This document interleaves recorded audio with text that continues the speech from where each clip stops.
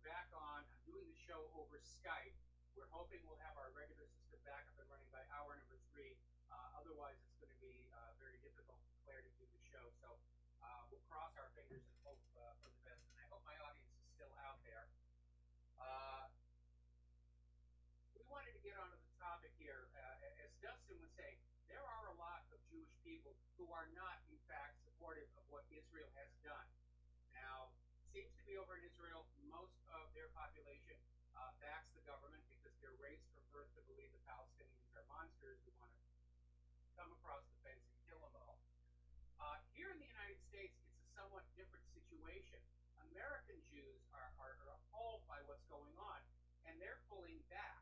So this ultimately might result in Israel losing a lot of both political and financial support from American Jews because they don't want to be confused with this. They don't want to be seen as part of such outright brutality.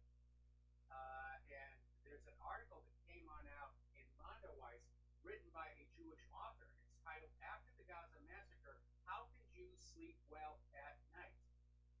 And the article goes on, in our name, horrors are committed, supposedly, so that we would be able to sleep well at night, to have a safe haven while others are uprooted from their homes, maimed and killed for protesting the injustice. And this writer is saying, it's time to realize Israel has constructed a massive outdoor prison, and they don't want the prisoners to remind Israel that Israel threw them in there and then threw away the key.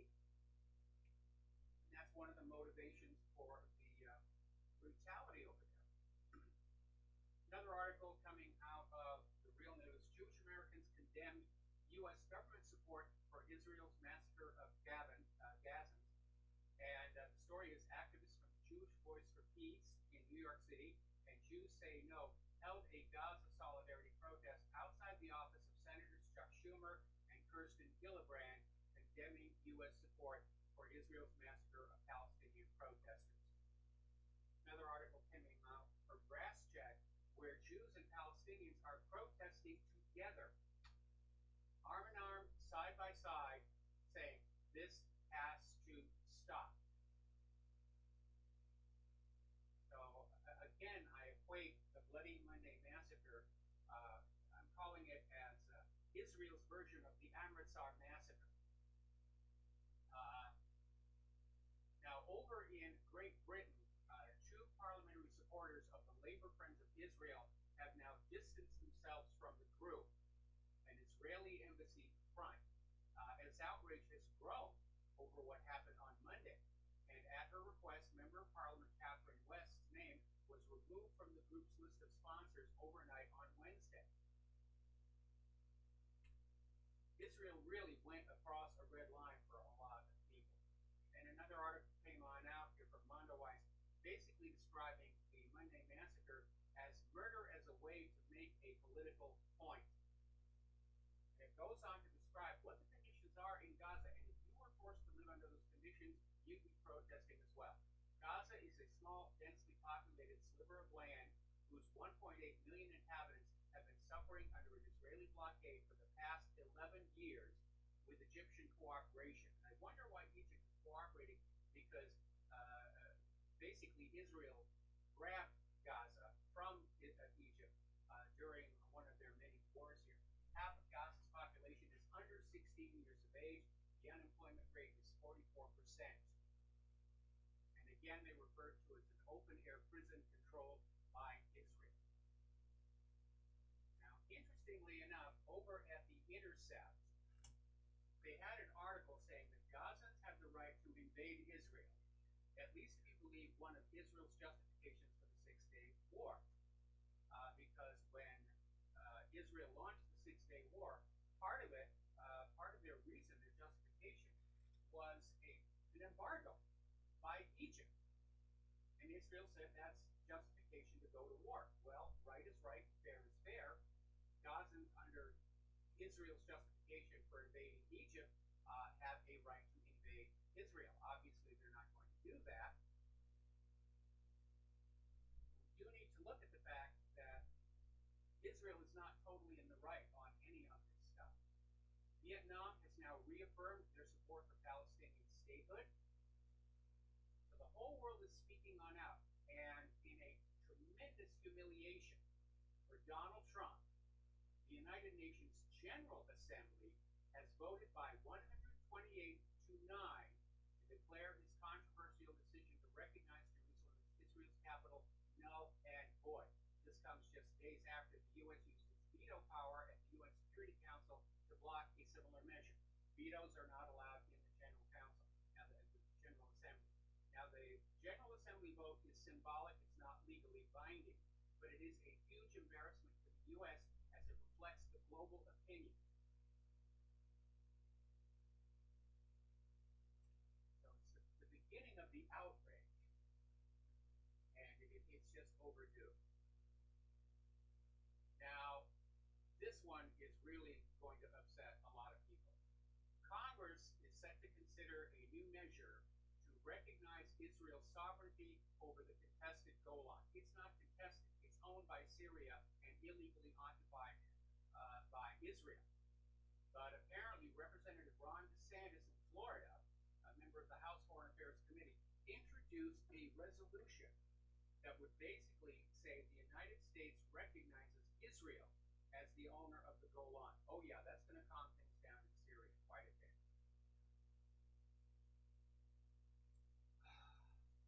Now, and I knew this was going to happen, Turkey is ruling out returning Afrin to Assad. Remember when Turkey started pushing over the borders, chasing the Kurds, and they took the city of Afrin, and Syria said eventually we would like it back, and Turkey said, yeah, no problem there. Well, no, they're not giving it back. Now they're trying to basically cover the land grab by saying, well, we're putting the area under local control. It's the local population.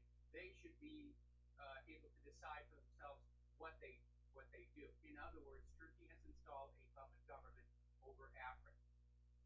Everybody's chipping away at Syria bit by bit. Afrin, the Golan.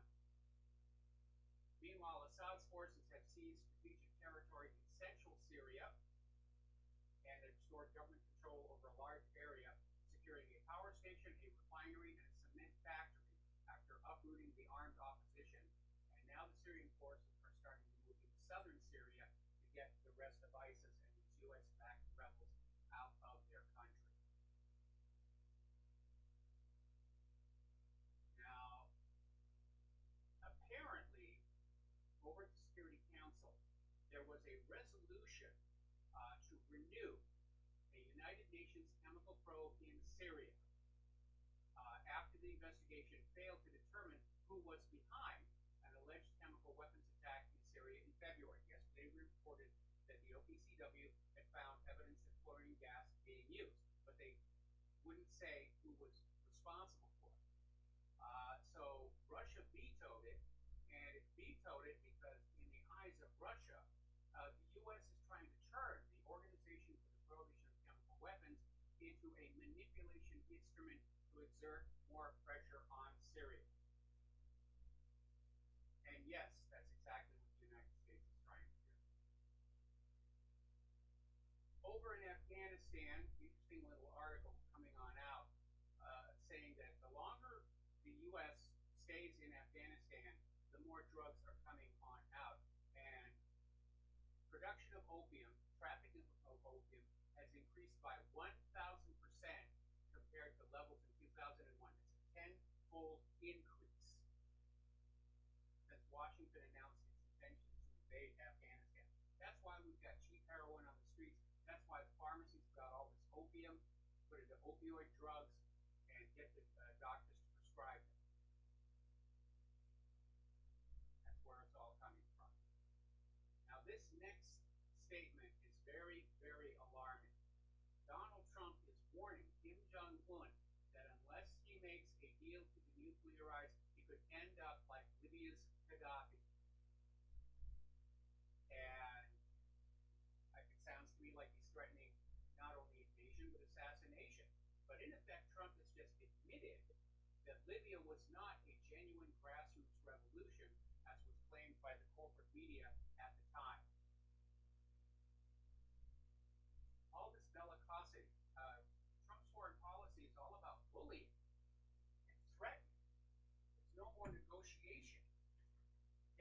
idea of you just do what we tell you to do, or bad things are going to happen. They're running the U.S. government like it's the mafia.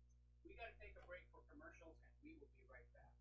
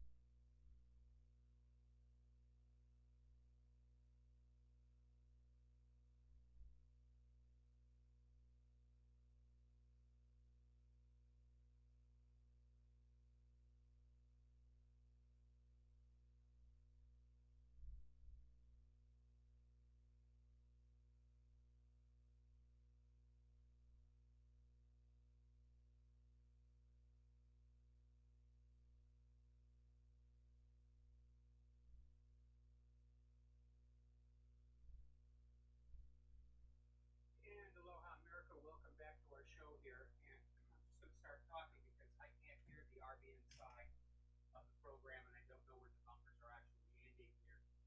But again, getting on back to this bellicosity and bullying situation. Uh, Apparently, there's talk coming out of Congress. Senator Lindsey Graham is out there saying that the United States will destroy Kim's regime if threats from Pyongyang continue. Well, look who's doing the, the threatening. Trump is already saying he may send in U.S. military to force North Korea to give up their nuclear weapons. That is very, very risky if North Korea still actually has any. The U.S. government did not want peace on the peninsula. They did not want the Koreans to reunify. They purposely went out and did things that would be very insulting to the Korean mindset, like flying that nuclear capable B 52 right up to the border, John Bolton's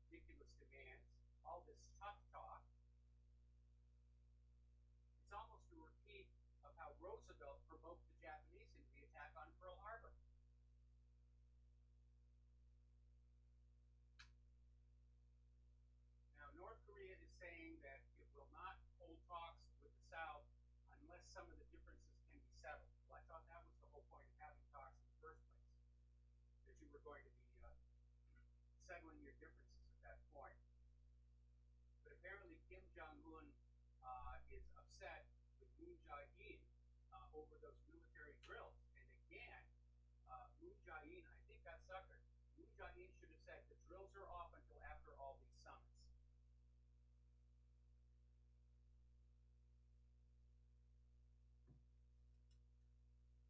Okay, hang on just a second. Uh, Give me a minute. I'm going to have to deal with the control room here. Uh,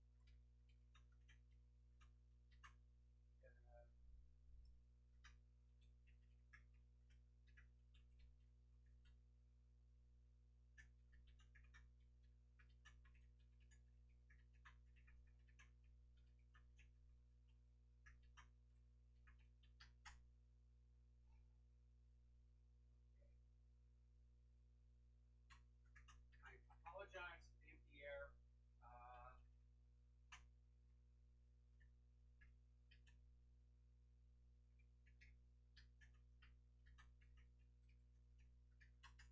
I apologize for all of this dead air and hemming and hawing. But, I really do not like doing the radio show over Skype.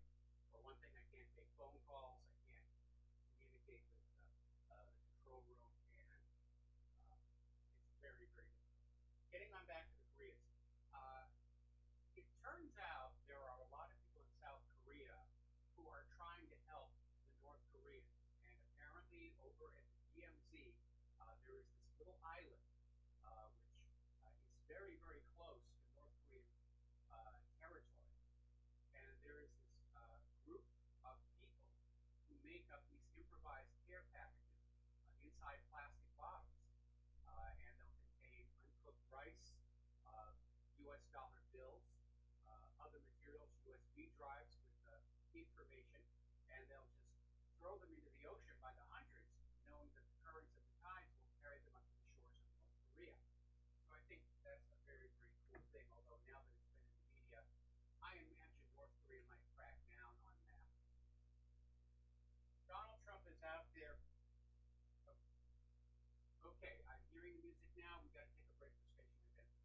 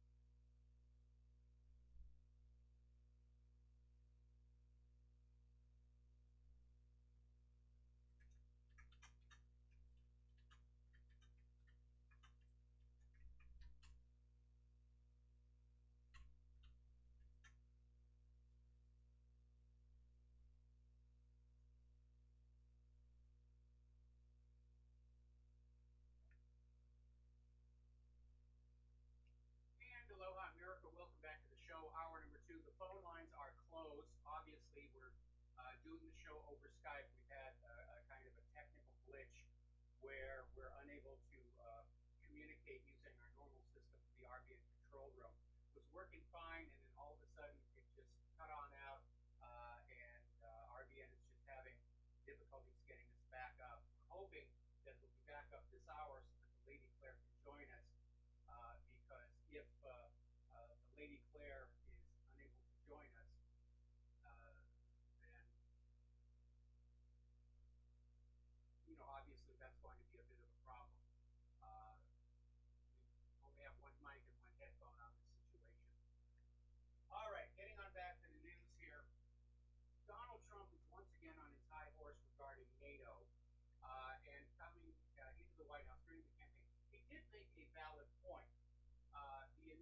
States, meaning you, the taxpayer, bears a disproportionately large portion of the cost of NATO. And the reason the U.S. government did that was so that it had more control over NATO, to turn it from being a mutual defense pact to basically a tool of aggression. But Trump is now back on out there saying that NATO members will be dealt with if they refuse to pay more for the military alliance. And he singled out Germany for saying they're not spending enough on the military. Well, Germany doesn't really have the money. None of these countries do. They have to borrow.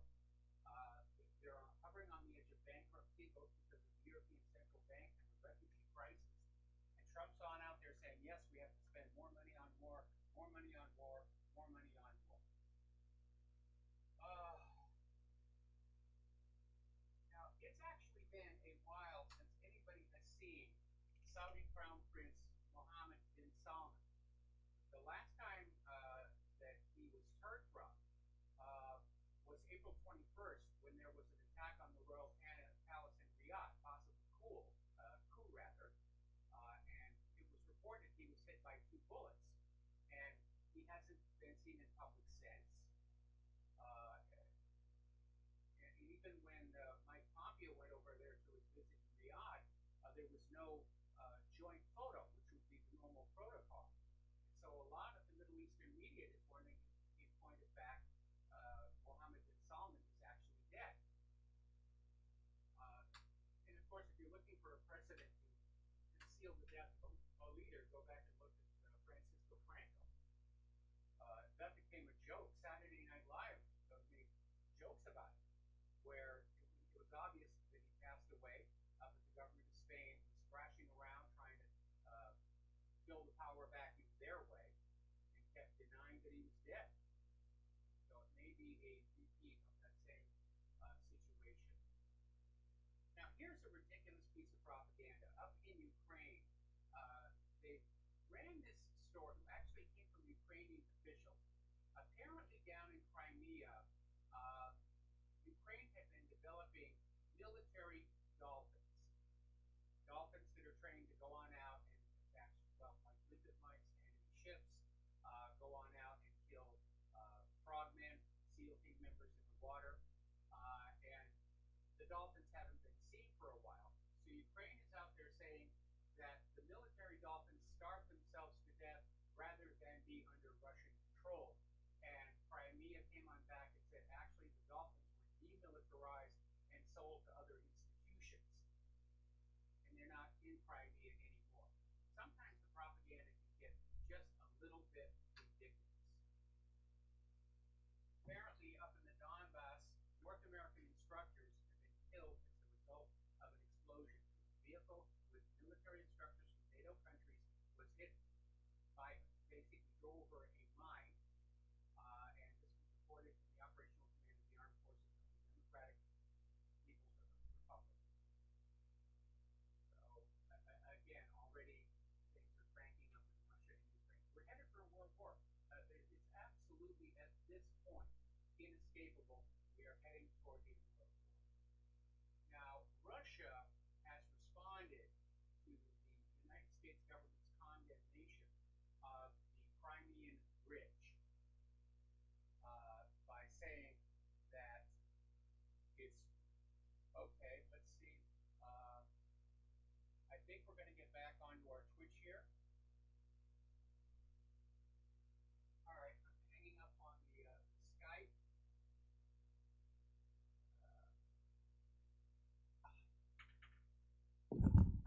And I should be on the air here on the microphone. Okay, I'm not hearing any sound. Mike, are you there? I got you. All right, here we are. we got back here, and that means the Lady Claire will be with us in hour number 3.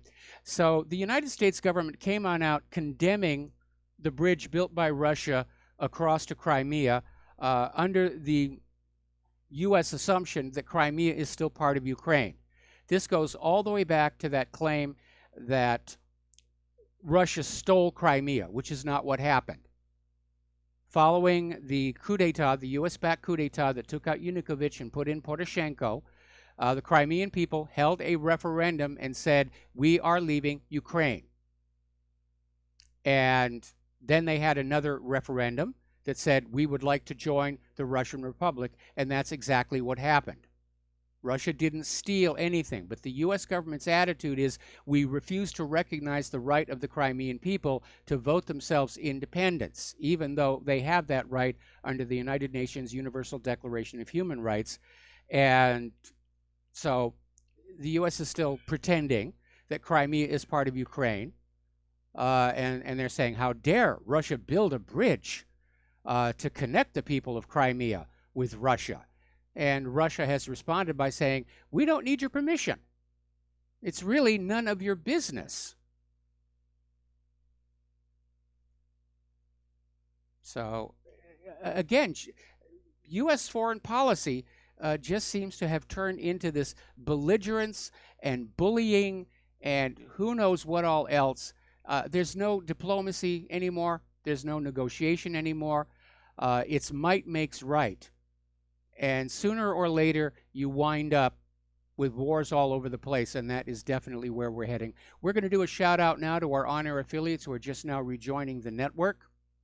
And obviously, the phone lines are now open again if you'd like to call on in. The boys in the Pentagon are back out with their hands out, despite all the money they've already been given, for which they have produced a lot of junk. And at the 34th National Space Symposium in April, U.S. Air Force Secretary Heather Wilson announced that the service is taking steps to secure its satellite network by working with allied forces, commercial satellite owners, and international organizations to share satellites currently in orbit. They're also talking about needing a satellite supply chain. Now, currently, satellites put into orbit are built one at a time. They're handled like prototypes, and it makes them very expensive. And what the secretary is saying, they want to build a factory that's an assembly line that cranks out thousands and thousands of these satellites so that as adversaries who have these ASAT weapons shoot them down, they can be replaced. This is the space-age version of the Liberty ship in World War II, where they built these incredibly inexpensive, rapidly built cargo ships to send cargo across the Atlantic, and built them faster than the Germans could torpedo them. And that was basically the thinking there, and the thinking has come back here. But what that means is more money for that supply chain, and it should be remembered that the United States also has ASAT weapons. And my concern, which I've shared with you before, is if we allow a real shooting war to go into space, we're going to basically turn it into a shrapnel zone. Down here on Earth, when you shoot down an airplane or a missile or a drone, it falls to the ground, burns, and that's the end of it. But out there in orbit, if you blow up somebody's satellite, a lot of those pieces are just going to go into different orbits, and they become missiles that can basically hit other satellites, destroying them, releasing more shrapnel that can destroy more satellites, that'll release more shrapnel. And we could wind up literally living on an Earth where low Earth orbit is so full of undetectable, untrackable pieces of debris flying around that we don't dare go back into space. All right, let's take some phone calls. Peter in Los Angeles, aloha. Welcome to the show. What's on your mind? Well, Mike, busy day. Yes. Hey, by the way, if you ever go off again, it was a great choice to play Bob Seger's Like a Rock. I could listen to that forever. But you there? Can you hear me? Yeah, I'm hearing you just fine. I hope good, not to go good. off the air again, but we need a better system. I don't know why Skype quit working on these laptops. I've gone through so many laptops over here trying to stay in communication with RBN. I've got one more I can try and put in there, but it's Windows 10, and I'm really not happy to be working with that again. Well, I definitely vote for Bob Seger, Mike. But hey, listen, I wanted to make 2 points. You discuss at length the sort of American Jewish community starting to distance themselves from Israel. You mentioned, for one, Jewish Voice for Peace. You ran an article earlier in the week by Gilad Atzmon. Yes. And talking about how he's doing a tour, and Jewish Voice for Peace was shouting him down and following him around and getting his venue shut off. And I personally judge, and I'm a member of Jewish Voice for Peace and Pink, Code Pink and all these other things. But my watershed on issue on whether or not these guys have any really semblance of legitimacy is, do they believe in the Palestinian right to return? And frankly, Jewish Voice for Peace does not, nor does J Street, the lobbying. I mean, a lot of them don't. And I hate to see the whole Palestinian cause framed by a non-Palestinian organization. But the second thing is the use of language, Mike. And you were having a conversation earlier with the guy, and you were talking about Shem and all that stuff. And I've heard people call in and talk about Gog and Magog, and I've heard people call in and talk about Khazars and all that stuff. And you know what? It's a moot point.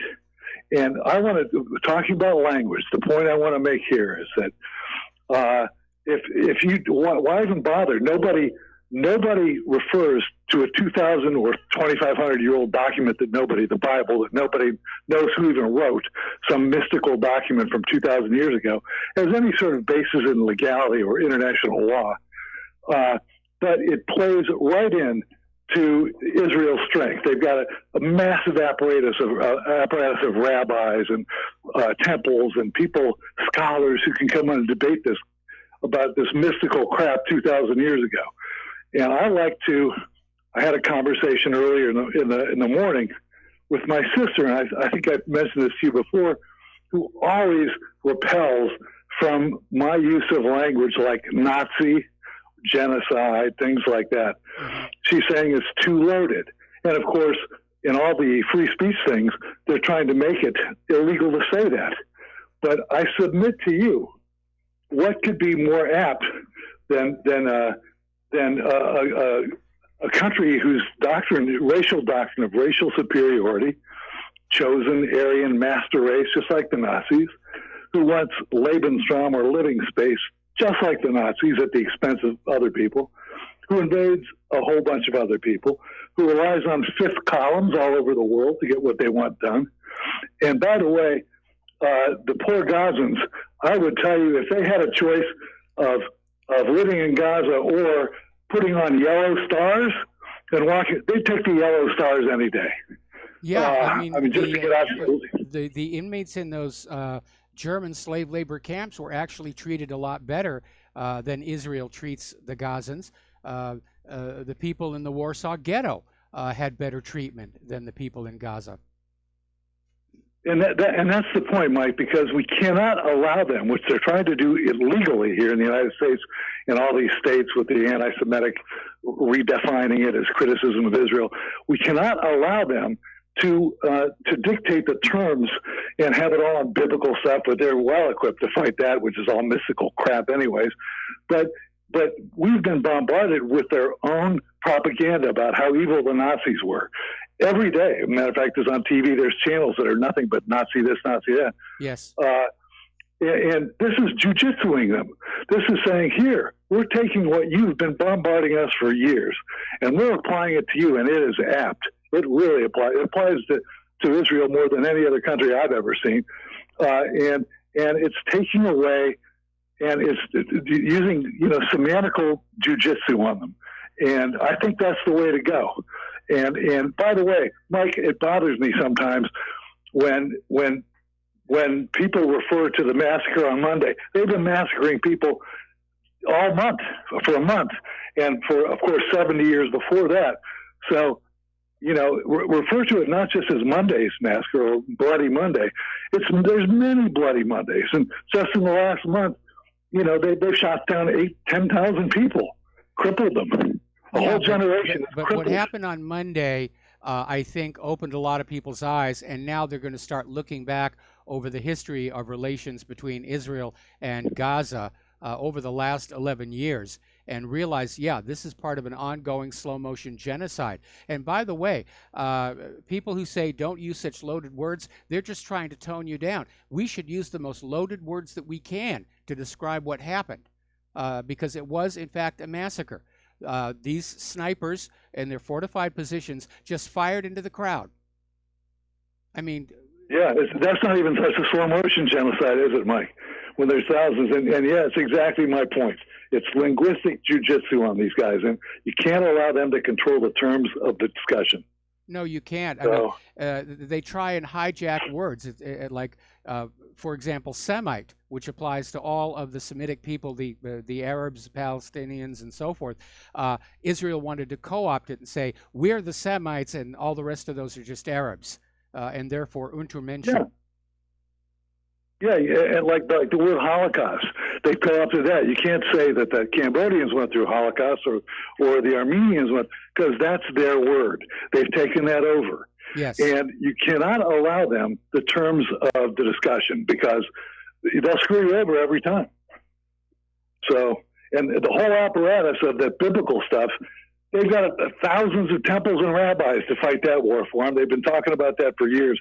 All that mystic crap anyway. It's just like the New Testament is, in my opinion, as well. Yes. But you know, that's conceding their fight. It's fighting on their ground.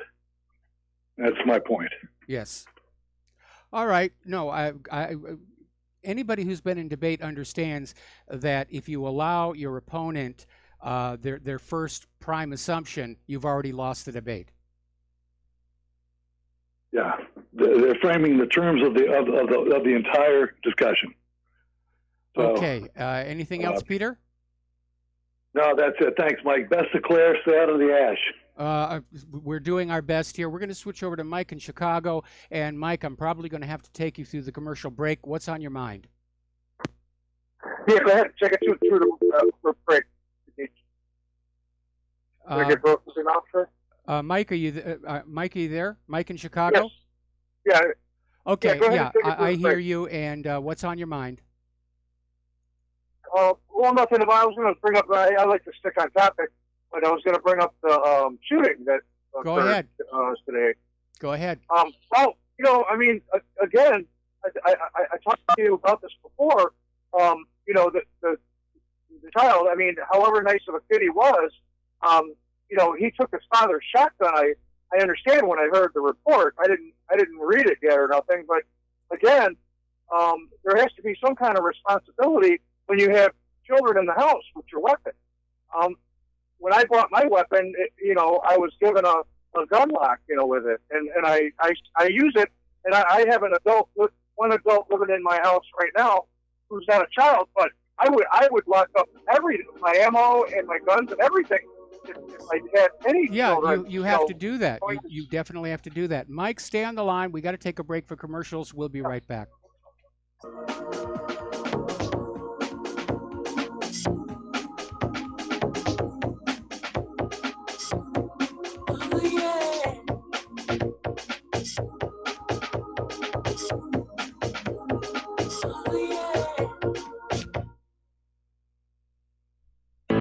Many people tell us about their experience with Extendivite. Just listen to what Glenn has to say. Prior to taking it, I had diabetic neuropathy. The Extendivite reduced that significantly. Acid reflux was reduced. I had athlete's foot, very severe. Trimmed that down to about 75% dandruff, almost completely gone. I had occipital neuralgia at the base of my skull. I was having migraines, reduced by about 90%. Heart palpitations, my heart would kind of stall out. I would skip a beat. Very uncomfortable. And when walking from downstairs going to sleep, by the time I got to the bedroom, which is just one flight of stairs, my heart was pounding, coming out of my chest. My vision was blurry. This completely solved that problem. Great product. Thanks. Tell us your story. Get Extendivite today. Call 1-877-928-8822 or visit heartdrop.com. Extend your life with Extendivite. As a listener of RBN, you're surely concerned about being informed and being ready for whatever may come. please consider the following questionnaire as a soul-jarring wake-up call. If you answer no to more than 2 of these following questions, you probably aren't going to make it through any major disruption in our country. The questions were compiled by people that have been there. Are you really ready? Do you own your own firearm for the primary defense and protection of you and your loved ones? Have you ever been professionally trained to stand against life-threatening behavior? Have you ever practiced enough to fire 500 rounds during a 2 to 4 day time frame, day and night? Can you load, unload, fire, and clear a jam in total darkness? Have all the adults in your household been professionally trained? Are you, life and death, comfortable with your abilities with pistol, revolver, shotgun, and rifle? Are you aware that everything that you do to prepare for an emergency is a waste of time, money, and energy? If you haven't honed your abilities to their highest level to protect and keep what you have, do you have the repair parts that will most likely be needed for each of your firearm? And do you have the ability to install those parts? Could you completely clean every firearm you own? Are you aware that your body won't go where your mind hasn't been? In other words, without proper training, followed by regular practice, you probably will not win a gunfight. Well, how did you measure up? Take the once-in-a-lifetime opportunity to start correcting your deficiencies by receiving your Commander Lifetime Membership with Front Sight Firearms Training Facility. A one-time donation to RBN for $500 will give you a Commander Lifetime Membership at Front Sight as a tremendously huge thank you bonus. See details on RBN's webpage to make it happen. The clock is ticking. You had better be ready before it happens.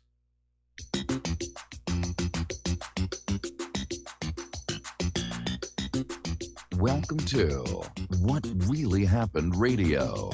Visit us online at whatreallyhappened.com. And now, set your eyes on the future and let's consider what really happened. And aloha, America. Welcome back to our show. And again, a reminder, the Front Sight Academy promotion has been extended until June 2nd. So you still have an opportunity to take advantage of this. And again, as I've said, if I was living on the mainland, anywhere near Nevada, I would take advantage of this deal myself. It is that sweet. We're talking with Mike in Chicago. And yes, anybody who's a responsible gun owner, you keep your guns locked up, your ammunition locked up. That being said, the case down in Florida, the guns were being locked up, but the shooter had a key. And unfortunately, most locks that you will find on gun cabinets and so forth are not very good. They're very inexpensive. Everything's value engineered, and they're easy to pick. And you can go out on the internet and find all kinds of instructions on how to pick locks. And until we know for a fact how this shooter in Texas got the guns from the father, I'd like to find out, were they locked up and how the kid got them. I don't think we should be rushing to judgment on the father.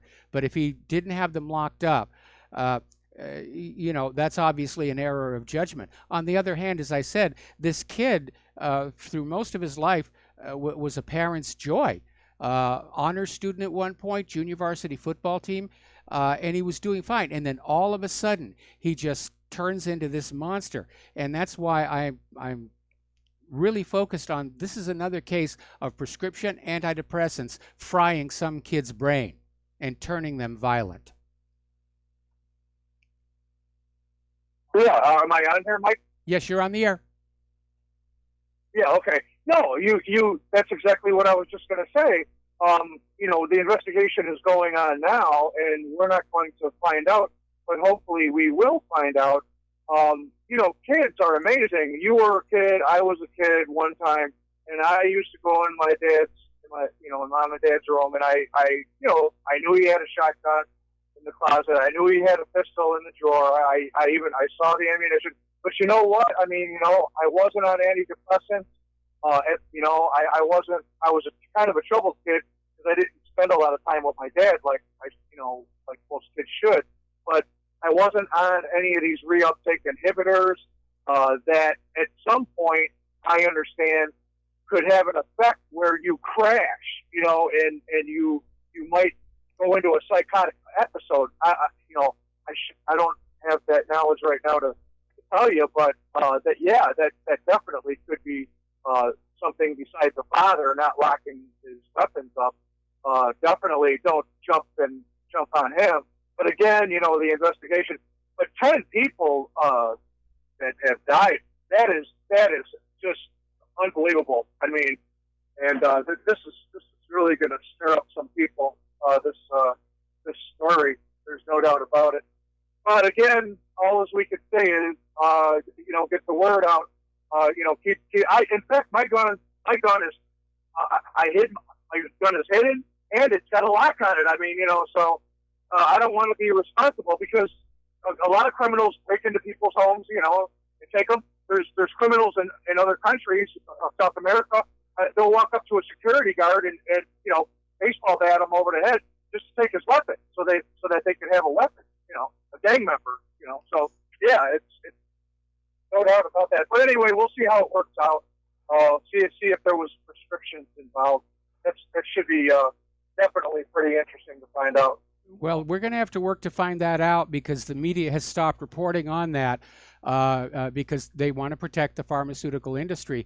And the real irony in all of this is after all these kids have been drugged, research is showing that the theoretical mechanism of SSRIs doesn't actually work anyway. And you're absolutely right. By blocking the brain chemistry, eventually there's a crash and a breakthrough. That's what happened to me when I was put on these medications by my doctor, and that's why I will never, ever take them again. Mike, thanks an awful lot. We're going to let you go. Yeah. And we're going to start with Francis in North Carolina. And Francis, I'm probably going to have to take you through the commercial break as well. What's on your mind?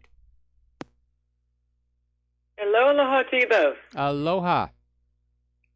Hey, I have to agree with Dustin's commentary from Joyzy about you cannot compare all people that are Israeli or Jewish, whatever terminology you want to use, that comes from Israel. I have to agree with that assessment because, quite frankly, that would be the same as saying that if you take all of the citizens in the U.S. and compare them and say that they're the same as the government and the military-industrial complex in the U.S., government structure and all that, you're basically painting everybody with a broad brush, even though a lot of U.S. citizens do not agree with and are vehemently abhorred against the government structure in the U.S., let alone the military-industrial complex, among other ones, for that matter. So the aspect of going and, basically in the past history, apparently people have forgotten about it, and a lot of people don't care to think about it. A lot of people have gone through persecution regardless of whether it's ethnicity, their sexual background, their, I guess I said ethnicity for that matter, religious perspective, you name it. I'll hang. Yeah, we've got to take another break for commercials, and we'll be right back.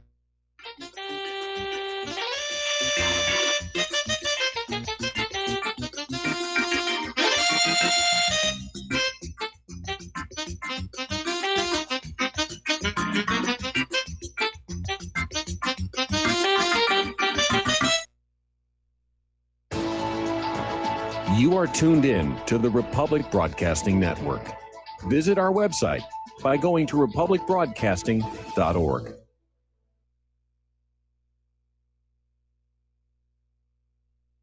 Homeowners, are you in foreclosure, expecting to be served with a foreclosure lawsuit, or suspect your lender has coerced you into an illegal mortgage transaction?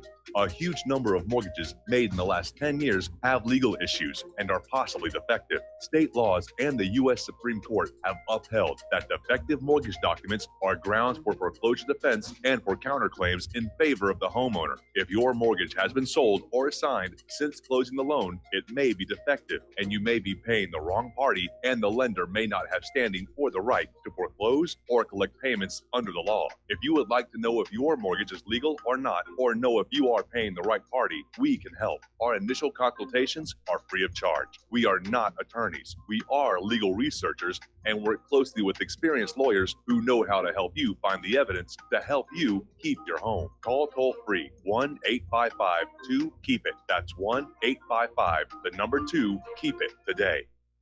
Okay, nurse, let's get this man to the ER stat. Right away, doctor. We see this every day. heart attack, or angina pain due to blocked and clogged arteries. Chelation can remove obstructions or blockages from arteries and help avoid painful and expensive surgery. Now there's Angioprim. It's a liquid oral chelation product that you take with juice. You start to feel the results fast. Angioprim increases blood flow all over the body, and that means more energy and strength to take on the day with less aches and pains.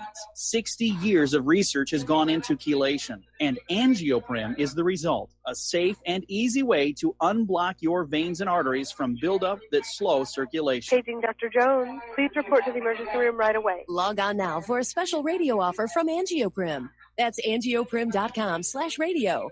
ANGIOPRIM. Angioprim.com/radio or call 877-882-7221. That's 877-882-7221. Without the right accessories, any guy can be off the mark.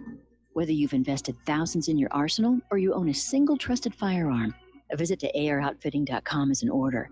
It's one of the finest online selections of tactical optics and AR parts and add-ons, like EOTech, quick target acquisition with no peripheral loss.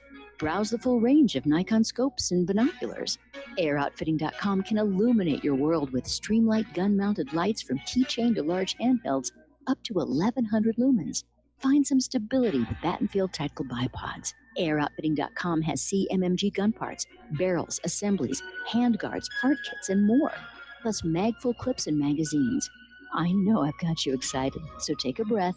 Head to AirOutfitting.com. The site's super easy to navigate and features a ton of technical info, including links to manuals. We also welcome vendor and manufacturer inquiries. Remember, if you don't see it, we can get it at AirOutfitting.com.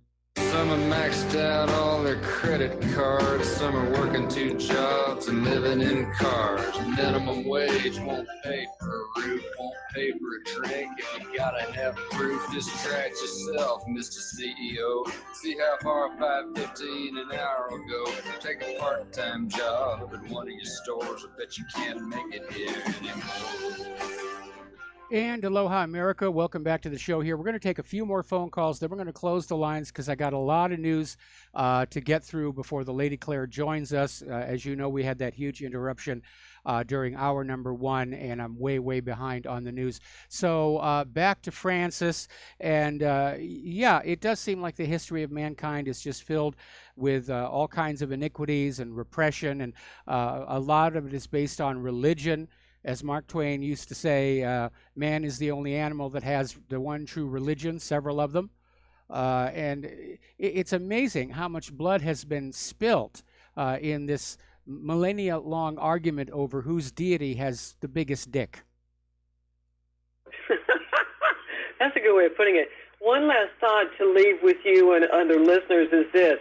Just because you have a tree that produces several apples from it, and the first one that falls from that tree because it is rotted or whatever does not mean it's the one you should take the seed from to propagate from it. If anything, there are other apples that last a lot longer and have a lot more fortitude to them that you should take to propagate the seed from, not the rotten one. Only people who are of a low heart that is dark and greedy and selfish and hateful will take that first apple. Later. All right, thanks an awful lot, Francis. We're going to switch over to Terry in California. Aloha, Terry. Welcome to the show. What's on your mind? Mike, am I correct in assuming that 90% of the people in Israel are descendants of converts from Eastern Europe? That's a good estimate, yes. And if that's true, then all this stuff about the chosen people and right to return and anti-Semitic, they're the victims of anti-Semitism is all out the window. You know, it doesn't apply to them at all. No, it really doesn't. It's all been hoaxes and lies and religion. But you do need to understand that after the Khazars converted to Judaism, it only took a few generations for them to actually believe they were the descendants of the Israelites. And so that was kind of the origin, because that's what the rabbis were teaching them. You know, that one of the lost tribes of Israel had come north to Khazaria, and that's where we all came from. and it wasn't true. But then religion is not based on the truth. It's based on wishful thinking and belief. Well, really, they're the biggest anti-Semites in the world because they're mistreating the Semite people, and they're not even Semites. So yeah, we had how does this? Another caller made that point. How does the Sephardics come into this? So do they convert about the same time? No, they converted much earlier, and the Sephardics are actually a blend of original Hebrew and Berber genetic lines. Yeah. Well, see, these people are Caucasians from Eastern Europe, and, back in the days of Abraham, there's no Caucasians over there. They were just, Middle Eastern Semite people. So, again, they hijacked something that wasn't theirs, and they're making a big deal out of it. Yeah, they are. Anyway, that's my only point today, Mike. So I'll let you go. All right, thanks, Terry. We're going to switch over to Jay in Oklahoma. Aloha, Jay. Welcome to the show. What's on your mind? It's amazing to me how you and RBN have this love affair with saying that God loved Shemites when the Bible clearly says that God hated Edom, who was a Semite. Now, first of all, I never said that. First of all, I never said. Hang on. I never said God likes the Shemites. Wait a minute. Why do you always tell me to hang on and then you talk over me when I'm talking? Because you talk over me. Why don't you hang on a second? I got a little bit more to say. All right, Jay, thank you very much for the phone call. We're going to let you go and go to Glenn in Philadelphia. Aloha, Glenn. Welcome to the show. What's on your mind? Hello, Mike. Hey, this just in. Generalissimo Francisco Franco is still dead. Yeah, good old Saturday Night Live. The original really was funny. The current one, along with pretty much what passes for comedy on TV today, it's just liberalism run wild. Right, it's crazy. But my actual stated purpose for my call was about SSRIs and the Second Amendment.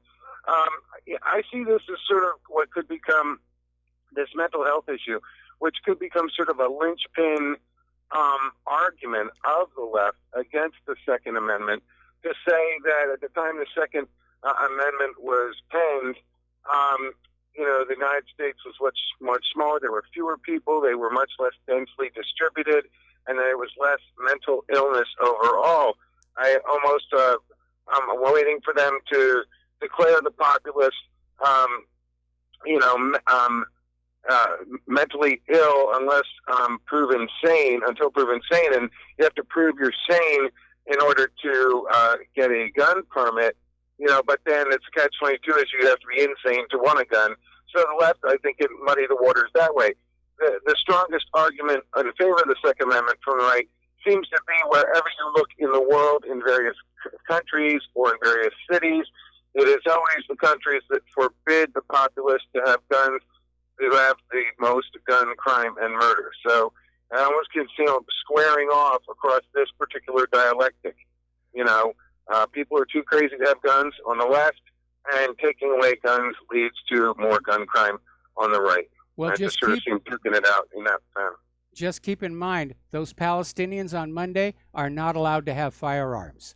I mean, Israel's gun laws do not mention race or religion, but you have to get a gun license with the permission of the government, and the illegal settlers always get them, and the Israelis always get them. Palestinians, the license is always denied. So if you want to know what's going to happen if the general population is disarmed, you take a look at what happened in Gaza last Monday. And then remember, every single genocide of the 20th century was preceded by a gun ban on the targeted population. Yep, bingo. Yeah, they, Alex has that famous rant where he said, Stalin took the guns, Mao took the guns, Hitler took the guns. He just goes on and on. Yeah. You look at a tyranny, and you will see a gun ban. All right, Mike. Thanks. Have a good weekend. All right. Thank you very much. And we're going to close the phone lines because I'm way, way behind on my news. Now, everybody is anticipating the release of the report from the Justice Department's Inspector General. It's being described as extremely long and thorough. Copies have already been sent out to certain selected officials for a review. It's expected to be released to the general public within the next 3 to 4 weeks. And apparently it just goes into quite a lot of detail. Some little snippets are already sneaking on out. We were talking yesterday about how there may actually be a criminal referral because some of the FBI officials in the handling of the investigation into the Hillary's private email server issue broke federal criminal law. And one of the big scandals that's starting to come on out now is that James Comey and Loretta Lynch colluded with the Clinton campaign to entrap and wiretap Trump and his campaign. And this illegal scheme involved the entire U.S. intelligence community. We now know that the FBI planted a mole inside his campaign. This is already bigger than Watergate. Now, Giuliani is out there saying that Comey should be prosecuted for leaking classified information. And it's a shock to me that I'm agreeing with anything Giuliani has to say, but I agree with him. Comey should be prosecuted. He took those memos that contain classified information and he leaked them to this professor who gave them to the corporate media, and this was Comey's gotcha at Trump for being fired.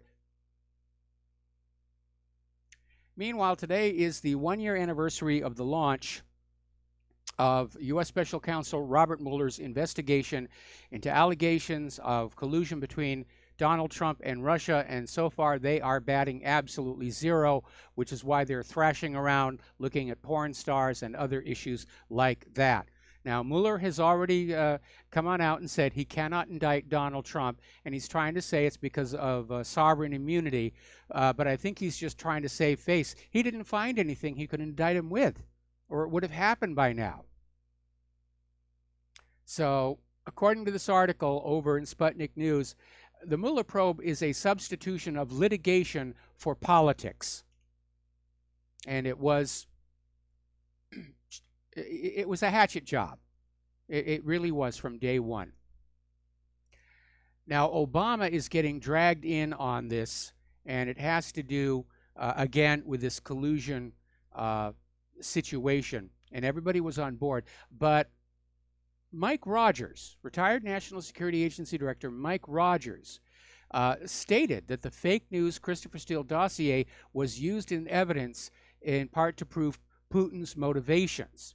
Now, he's still playing the game out there, but what he's done is inadvertently expose the fact that John Brennan, Obama's former CIA director, lied before Congress when he testified that the dossier was not used in any way as part of the assessment.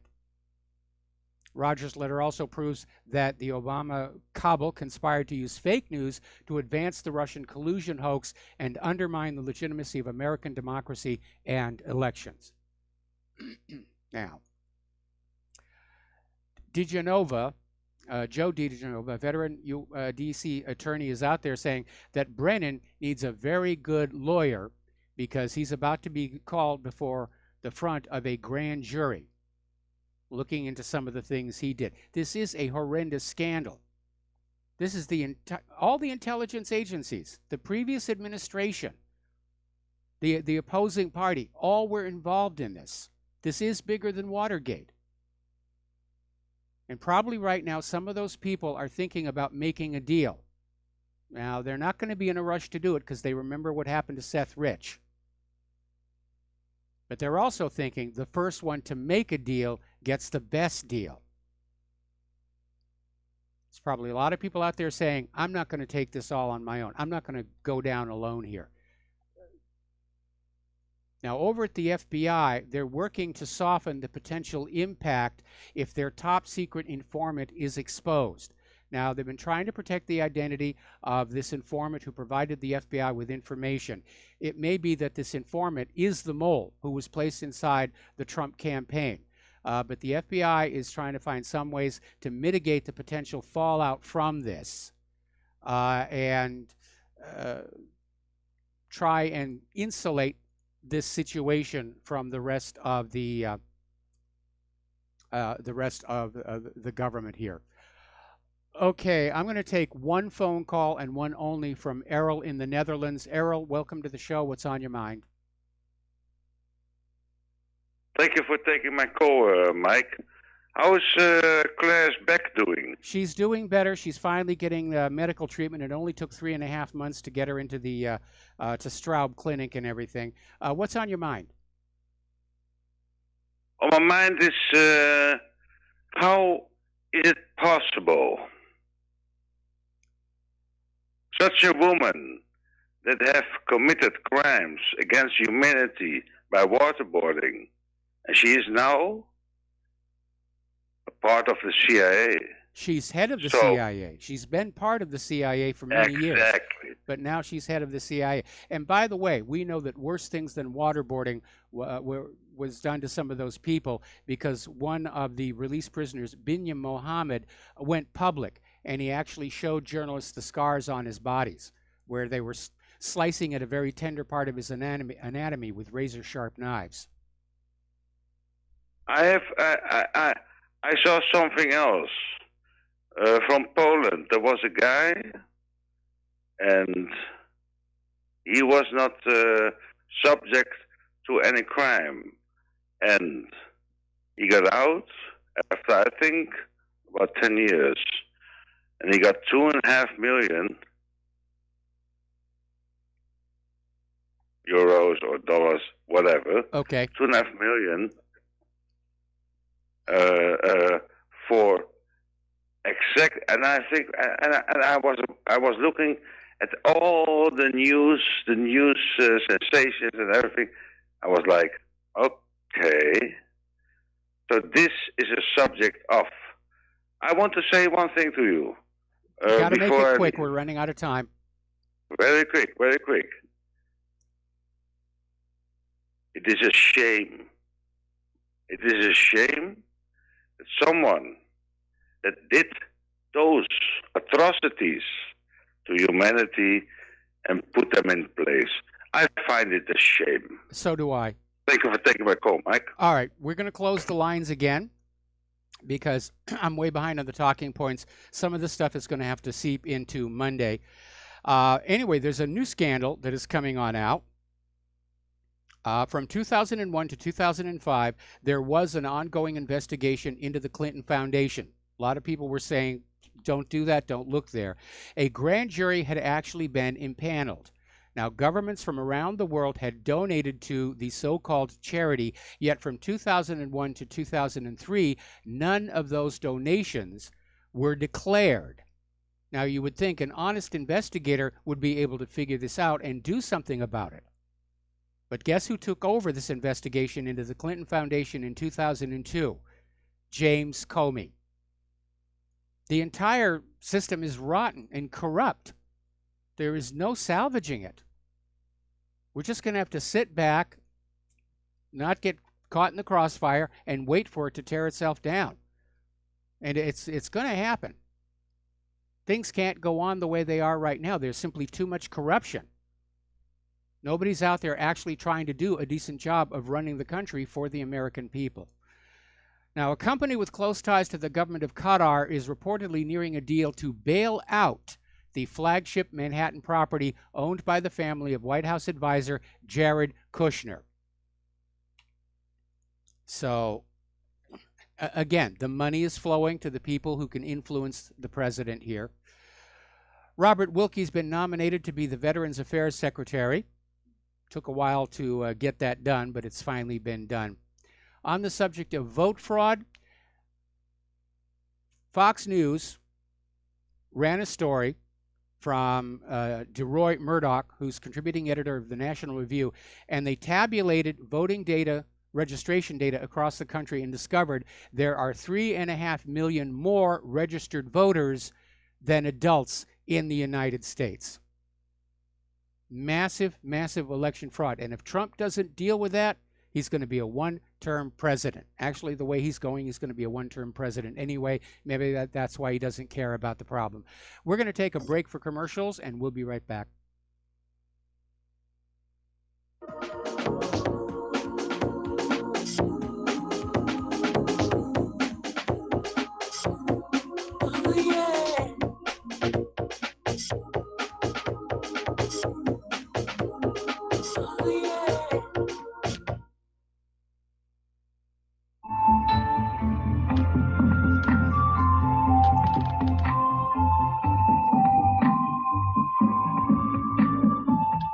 you know there is an ongoing war right here in America? Are you aware that U.S. citizens have been classified as enemies of the state since 1933? Have you recognized that our entire government is really a vast network of interlocking corporations engaged in commerce? Look up Title 28, Section 3002. Tune in to In Defense of Humanity on Saturday nights at 7 p.m. Central Time. Find out what's really going on and learn how to protect yourself and your family as flesh and blood men and women living in a corporate reality.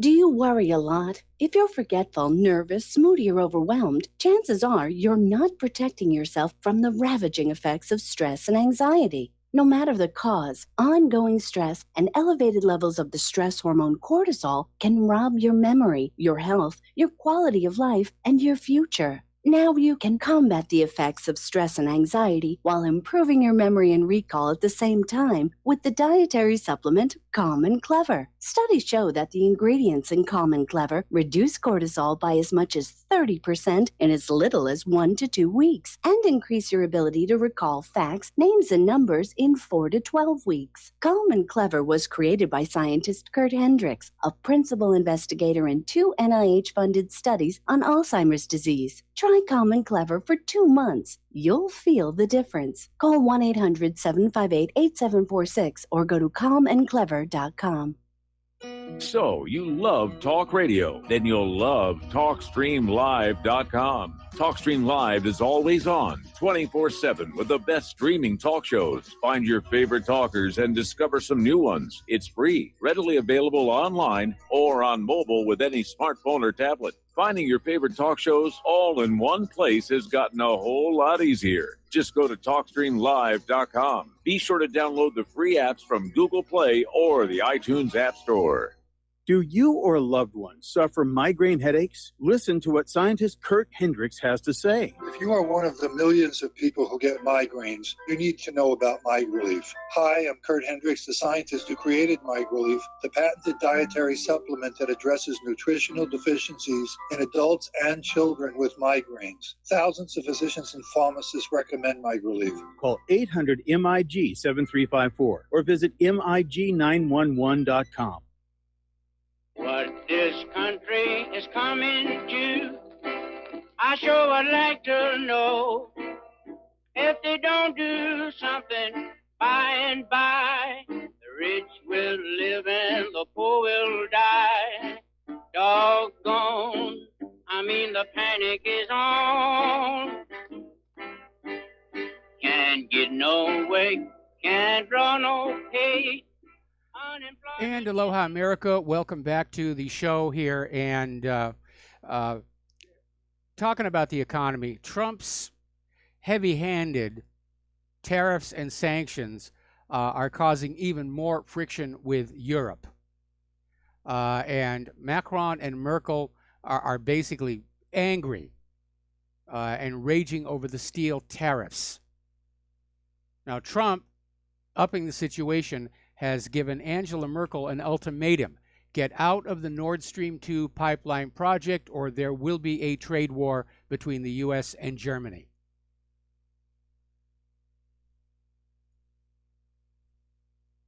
Trump is getting bad advice. He surrounded himself by a bunch of parasitic sycophants who are letting the fact that they're in the White House get to their heads, and they're just not thinking things through.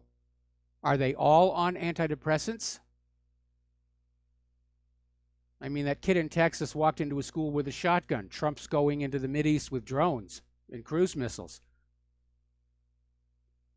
Now, starting today, the European Union will block U.S. sanctions against Iran. And basically, apparently, back in 1996, there was a blocking statute preventing the enforcement of U.S. sanctions against Iran. It has been brought back into effect.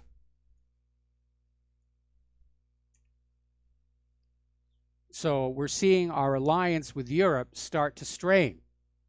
If Trump alienates Europe, that could shatter NATO. And of course, he's out there screaming that the European nations need to support NATO more. Article that came out of Sputnik News, the U.S.-China trade dispute, why Beijing will win the war Washington started. And, well, there's a couple of reasons. One, China is a manufacturing powerhouse. And two, the U.S. is saddled with a vast amount of unpayable debt. And you don't want to have a trade war if you don't have a resilient economy, and we certainly do not. But Trump is out there on his little Twitter feed saying that China has been ripping us off. He does not understand diplomacy, and he doesn't understand the Asian mindset. What he's doing is going to be seen as very offensive by the Chinese. It'll be seen as offensive by anybody to be accused of ripping somebody off, but it will be especially offensive to the Chinese. Now, the Chinese are now saying they have control over all the oil and gas activity in the South China Sea, and there is a reason it's called the South China Sea. And there are other covetous nations like Vietnam and the Philippines, Malaysia, Brunei, and Taiwan, who want to come on in and grab a piece of it, and apparently the United States wants to help them do it.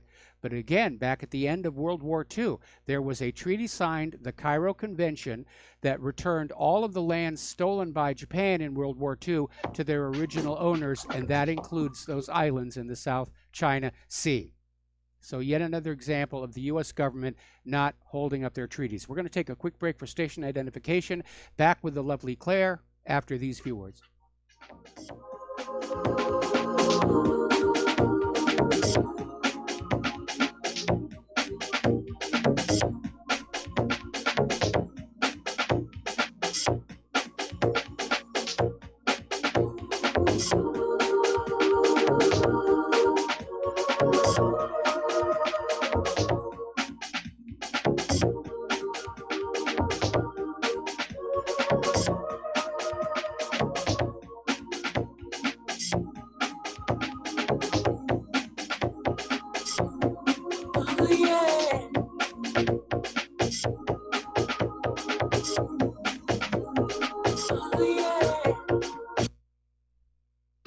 Without the right accessories, any guy can be off the mark.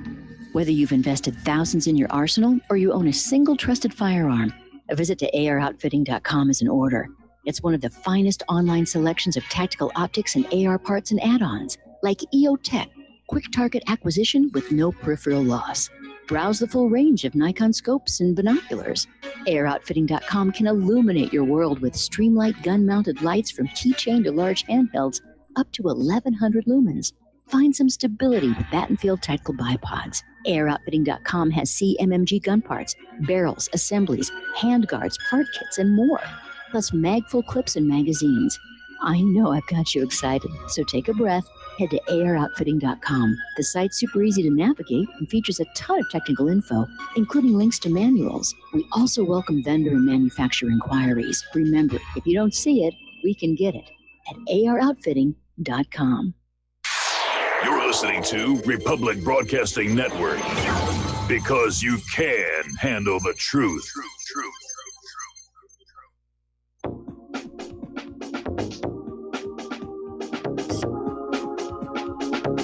What really happened with your host, Mike Rivero, because World War III is a really bad idea. Here is your host, Michael Rivero. And aloha, America. Welcome back to our show, hour number 3. And for those of you watching on YouTube, this gorgeous creature sitting next to me is the lovely Lady Claire, as always, in hour number 3 on Friday. And what is your first story? Well, Mike, I am very annoyed about a lot of issues today. And with this information coming out that there was a potential CIA spy or an FBI spy implanted into the campaign, this is scary. And you know what James Clapper said on the CNN interview? He made the observation, he doubled down, that having a spy from the FBI was a good thing. What else is he going to say? I mean, Gee, hello. You caught us in the biggest scandal since Watergate? Yeah, hello. And apparently the Daily Caller's Julia Nista pointed out the hypocrisy of former Director of Intelligence Clapper, who said last night that it was a good thing that there was an FBI informant on the Trump campaign. Now, this is coming from a guy who pledged to uphold the Constitution and defend the Bill of Rights and defend this country from all enemies, both foreign and domestic. Did he realize how horribly the optics of him having made that statement were going to be received? Well, I mean, they're trying to basically get Americans used to the new normal. Remember when Pelosi was saying that she saw absolutely nothing wrong with rigging the primaries? Yeah, yeah. And I have two words for this gentleman. Those are utterly tone deaf.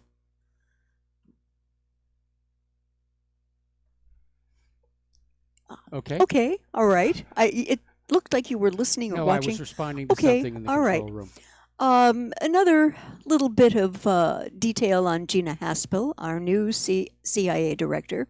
She said only one detainee's torture was taped, but she was wrong.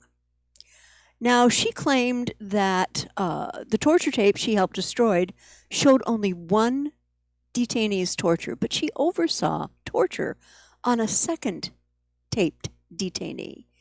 And it could be like a small misstatement that anyone might make, but it doesn't do much for Gina Haspel's relationship with the truth as Donald Trump's potential next CIA director. Well, she's the actual CIA director now. She's been confirmed. And the CIA documents indicate that two detainees had their torture at the hands of the CIA and recorded on 92 agency videotapes in 2002 at a black site Haspel eventually ran. The vast majority of the tapes showed Abu Zubaydah's torture, but a few showed the torture of Abd Ramil al-Nashiri, whose waterboarding and other torture occurred under Haspel's watch as the chief of base that she ran between October and December of 2002. And I have some observations out this. Mike, the choice of Haspel for the job was completely logical on Trump's part. And what is he telegraphing? He is telegraphing perpetual wars under his watch, seasoned with torture, will be the rule of law, and the Geneva Conventions will be darned. Well, there's a problem with that. Yeah. And that is if the U.S. government, not if, we already know, the U.S. government is torturing prisoners of war. Yeah. And that means that when we go to war against these other countries and your sons and your daughters are captured, they'll be subject to torture. Yeah. There's going to be no safeguards. No. And that was one of the points I wanted to mention, particularly if members of our audience or viewers have family in the military. And also, when this country tortures or outsources it, the other is that the rest of the world understands that the humanitarian values this country claims it practices are only practiced in the breach. And that's a really nasty reality, not in the observance. And back in World War II, there was a German interrogator, Hans Schnarf, who was very respected by the American and British prisoners of war who he interrogated. He never hurt anyone. He did everything he did with kindness. He would take them out on day passes for cultural events and feed them decently. And Mike, if you remember, at the end of the war, this man was so highly respected by the U.S. government and military that he was invited by the American military to teach his techniques to bases all over the country. He was brought over as part of Operation Paperclip. Yeah. And it basically shows, first of all, anybody who understands intelligence gathering knows that torture does not actually produce actionable intelligence. What it produces is a politically expedient confession. And that's all it produces. And So what we're going to be seeing in the future, as we've already seen in the past, is people tortured into confessing to the made-up crimes used to justify the war. Right. And you need to understand, the U.S. government, the CIA, tortured innocent Iraqis to death. Right. To find the nuclear weapons, which, as Didn't it turned exist. out, never existed. Yeah. And people who torture like to hurt people because they can, and psychologically get off on the process and know that they will be able to get away with it with impunity. You know about the old story about the sadist and the masochist? Talk to me. The masochist says, beat me, and the sadist goes, no. No. And it's interesting to me in this choice of Haspel because the fact that President Trump and his advisors chose a Torquemada archetype as the director of the CIA. And by the way, for those who may not know, he was a primary torturer during the Inquisition. Rather than a Scharf archetype does not bode well for peaceful American foreign policy at any time soon. Well, American foreign policy is not peaceful. As I was saying earlier in the show, the diplomacy has vanished. Negotiations have vanished. America's foreign policy is taking on this might makes right mentality. It's all bullying, bellicosity, blustering, and basically the U.S. government is operating like the mafia. You do what we tell you to do or something bad's going to happen. It's a nice country you got there. It would be a shame if something bad happened to it. Yeah, exactly. And this kind of feeds into the next article that I found from antiwar.com. And for those of you who would like to explore other sites, I think antiwar.com is a very solid site. And this article is titled, Republicans' Apocalyptic Fantasies Are Now Playing Out in the Middle East. And what it says was that more than 20 people in Gaza were dead Monday morning before anyone in Washington had had their breakfast. This was pitched to the awakening nation as a series of deadly clashes, even though the deadly part applied only to one side. It was a great start to the day in which the president, who doesn't know anything about anything, prepared to toss a lighted match into a lagoon of gasoline in the Middle East. And this genocidal behavior on the part of the IDF toward the Palestinians, Mike, is encouraged and abetted by President Trump's acquiescence to the move of the American embassy from Tel Aviv to Jerusalem. It's coupled with the end-time insanities of Reverends Jeffress and Hagee, which are very dubious in terms of both their biblical origins and interpretations, and the rabidly wretched racism of Israel Chief Rabbi Yitzhak Yosef. And it's painting a very ugly picture of 21st century Israel. Well, I think what happened on Monday may be the turning point because everybody has been looking the other way at what Israel's doing to Palestine and the West Bank because they've been taught to believe the Jews are God's chosen people. They suffered through the Holocaust.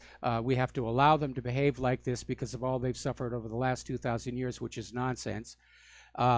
And now all of a sudden, I think people looked at what happened on Monday and they're saying, no, we can't look away from this. And we're seeing all these stories about how American Jews, they're appalled by this.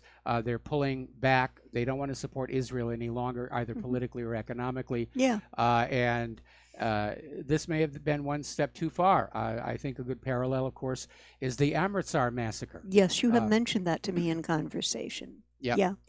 And I really like the analogy that the author of this article used, likening what Trump has done here geopolitically as being akin to tossing a lighted match into a lagoon of gasoline. And it's very adept. That's exactly right. And I would like to point out to our listeners and readers, people in the Middle East do not like us for our freedoms, dislike us for our freedoms, as the war criminal President Bush famously used to love to say. They dislike us because U.S. foreign policy in the region has been completely outsourced to the country of Israel, and Americans have been forced to live with those negative consequences of that Israeli outsourced foreign policy for way too many years. This is the foreign policy that led to the war with Iraq, may well lead to a war against Hezbollah in Lebanon, a continuing war against Syria, and a war against Iran. Now, trust me on this. Tel Aviv wants those wars outsourced to the U.S. military, but only at the cost borne in American blood and American money. Now, Mike, I'd like your opinion on this. The only political leader I'm seeing right now as an adult in the room on these issues in terms of potentially stopping further wars is going to be Russia's President Putin. I'm in agreement. Yeah. He is the only Yeah. adult in the room. Everybody else is behaving like spoiled children, Mhm. or even worse, psychopaths. Yep. And they do fit the classic pattern. Mhm. Snap decisions, very self-aggrandizing, seeking positions of wealth and power, Mhm. and totally oblivious to the suffering of others around them. Yeah. And I got an email from somebody who was challenging me on my theory that many of these mass shootings are staged to support the gun grab agenda, saying Mhm. our government would never do that. And my Oh. response to that is, look how many millions of people the U.S. government has been killing Yeah. just since the end of World War II. Yeah. Of course, the U.S. government will kill anybody that suits their purpose, Yeah. including American children, if they think it's going to accelerate the process of disarming the American people. Absolutely. And I think that that reader at some point is going to have his Buddha moment on the road, if you will. Yes. A moment where the reality of seeing this, and it's very hard for people of our generation. As I have mentioned, I turned 69 last week. And I was always taught, and my school books always taught me, that the USA was always the right guy doing the right actions in the world for the right reasons. Oh, my heavenly Ned, not anymore.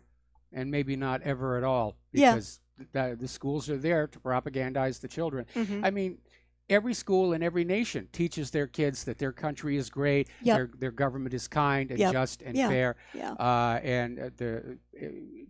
That's unfortunately what schools are for. It comes out of the Prussian model. Yes. Educating the children to be more useful to the government than Mhm. to their own parents. Yeah. And, you know, if anyone can stop this madness, it will be Putin.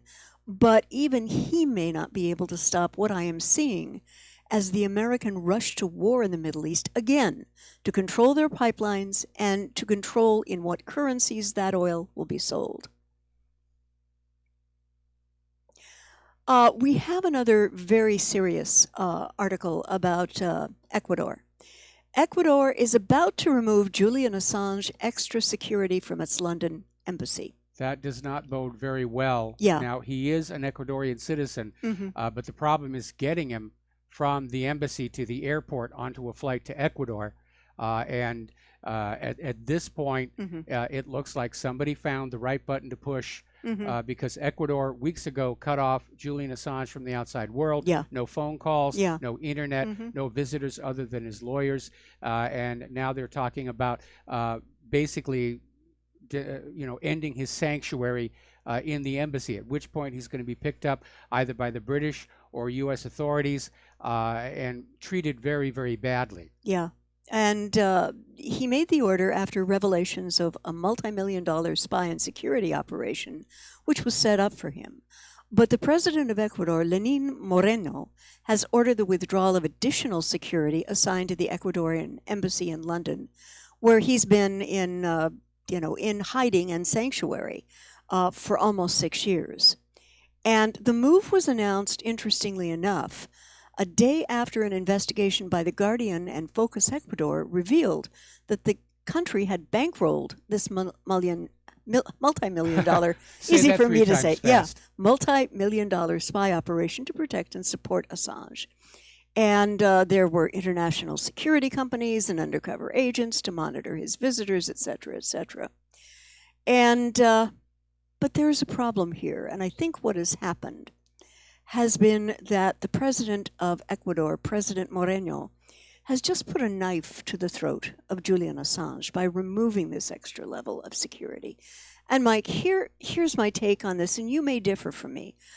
The UK and US both want an example made of him to demonstrate to the world as to what happens to truth tellers who are honest in their information, which in any way negates their governmental narratives and propaganda. Well, you're absolutely right there. Yeah. And that's why the independent media is under attack now.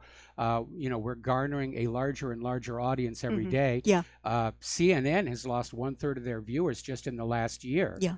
And their brand is so badly damaged. Alex Jones the other day was saying they might actually change their brand, Yeah. call it something new. Right. And so, yeah, this is the start of a crackdown. Yeah. And I imagine they're going to be trying to go after people like Edward Snowden again. Yes. And we know what they did to Seth Rich. Lord, yes. So it's a very, very serious business out there right now. And but I'm thinking that extradition to either country for a kangaroo court trial, where he is tried, convicted, and jailed, may not be enough to sate the hunger of these two deep state countries for blood. And I mean potentially literally. Well, you see, Now, trying him Yeah. in court is going to be a little tricky. Yeah. Because Julian Assange himself did not go out and acquire any of this information. Right. He ran the website where it was being put on out. Yeah. And he ran the website to shield whistleblowers. Right. In the wake of the fact that all of the whistleblower protection laws have been rescinded. Yeah. So people who are reporting government and corporate wrongdoing are no longer protected. They can be prosecuted and they can be sued by the corporations. Yeah.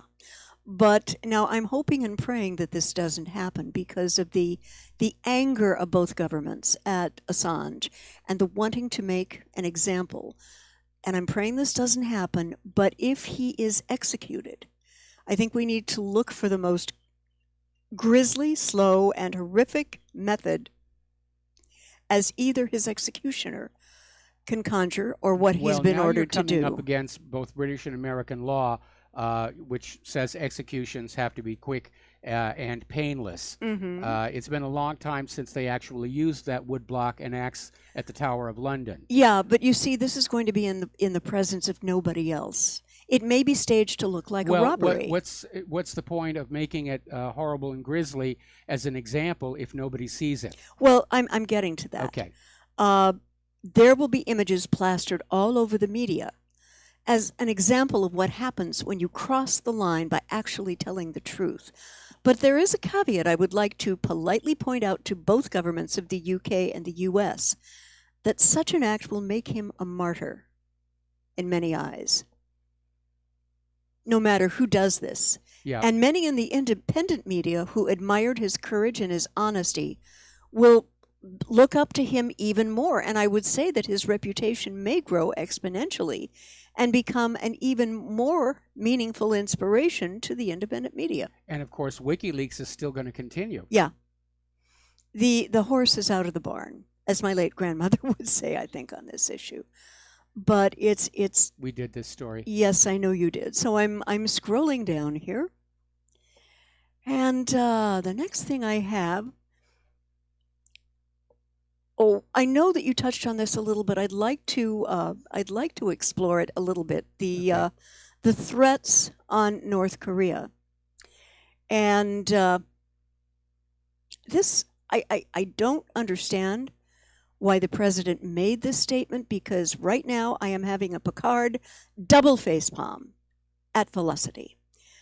And unfortunately, just because something is the most ham-fistedly, pig-headedly stupid thing an American government official could say or do is no guarantee that they just won't haul off and do it.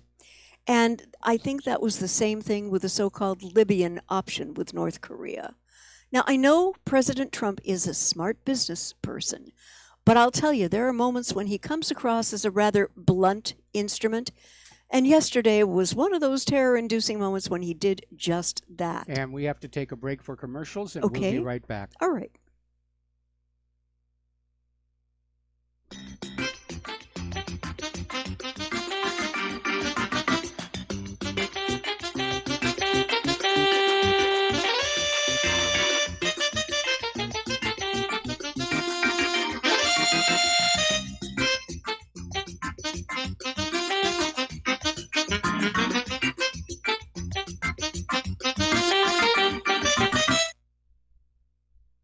Many people write us about their experience with Extendivite. Allow me to read a few from Amazon.com. Dr. Sam Serino reviewed the Extendivite product. Good ingredients, feeling much better since taking product. It seems that the tablets work well. Once again, thank you for your product. My acid reflux is really improved thanks to the Extendivite. Together with my thumb joints, the pain is gone and I'm able to grip things much better. My friend has peripheral arterial disorder and their lower legs were hurting in a red color, but thankfully there has been a significant improvement. Kind regards, Janice. My husband feels a big difference using Extendivite. Thank you. Tell us your story. Get Extendivite today. Call 1-877-928-8822. That's 1-877-928-8822 or visit heartdrop.com. Extend your life with Extendovite. Folks, we're living in a world the likes of which we've never perceived any clearer than we do now. The plan for global governance has been in the works for generations and would have likely been achieved by now, but for the fact that the globalists left open their Achilles heel. With all their tools, Federal Reserve System, fiat currency, no child left behind, and then Common Core education introduced to our schools to dumb us down, vaccines, pharmaceuticals to lobotomize us, GMO foods, insertion of compromised or bought and paid for politicians, judges, mainstream media propaganda, all pieced together like a puzzle designed to ultimately bring the world under submission. But with all their strategy, they forgot one thing: knowledge. And knowledge is power. With knowledge, their bombardment is nullified. Folks, with that, as brilliant and knowledgeable as you've become, among the wisest audience of any radio audience in the world, and you are, I want you to take a moment to reflect and ask yourself, how much of that knowledge did I obtain from Republic Broadcasting Network? How high has my consciousness been raised since I've been a listener? How fast am I now able to discriminate truth from fake news by being a Republic Broadcasting listener? How clear am I now able to see the world since I've been listening to RBN? Ask yourselves those questions, folks. Then ask yourself, what is that knowledge worth to me? Like my morning coffee, how would I survive without it?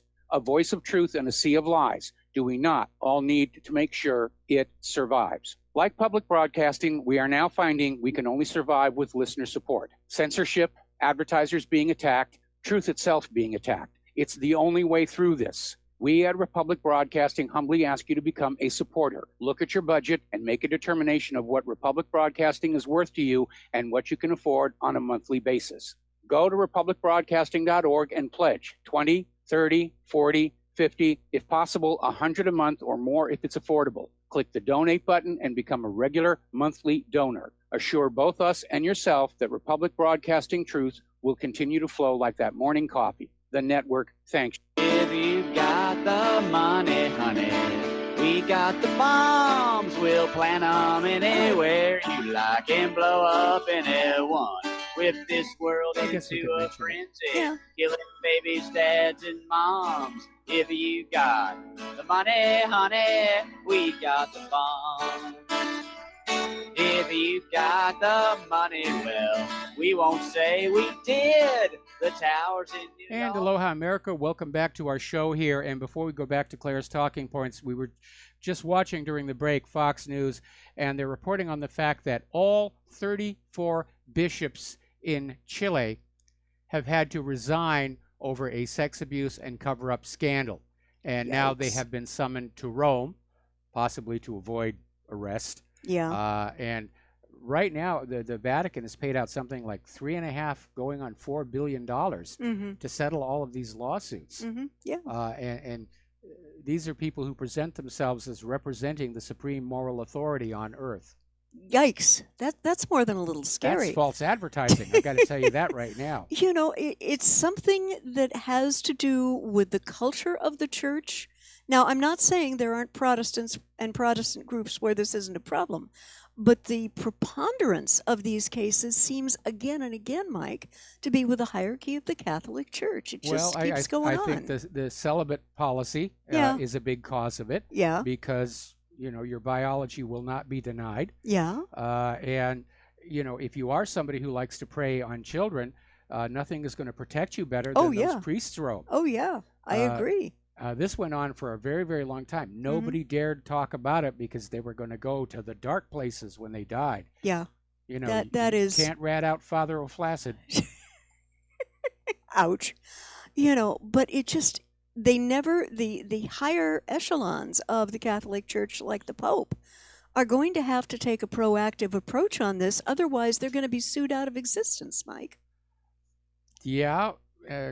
be kind of interesting to see a foreclosure notice on that Vatican. I wonder who'd want to buy it. That's a very nice place, actually. Yeah, it's make beautiful. a heck of a museum. Oh yeah. Oh yeah, Yeah. absolutely. You should But see what's in there. unless he actually gets his hands around that, this is just, this has got to stop, and it needs to stop, and he needs to be the proactive Pope who gets it to stop. Well, he's dealing with, in a way, he's got the same problem to deal with that Donald Trump does. Mhm. The institutional bureaucracy is protecting the status quo. Yeah. Okay, and so, anyway, your next talking point. All right. Fighting is displacing tens of thousands of Yemenis near the key Houthi port. And this is the last port that the Houthis have. If the Saudis cut it off, then they're just going to starve the entire nation into submission, which, Yeah. by the way, is a war crime. Yeah. The civilians say that they are facing terrifying mortar attacks with rockets flying overhead and landmines ripping people to shreds.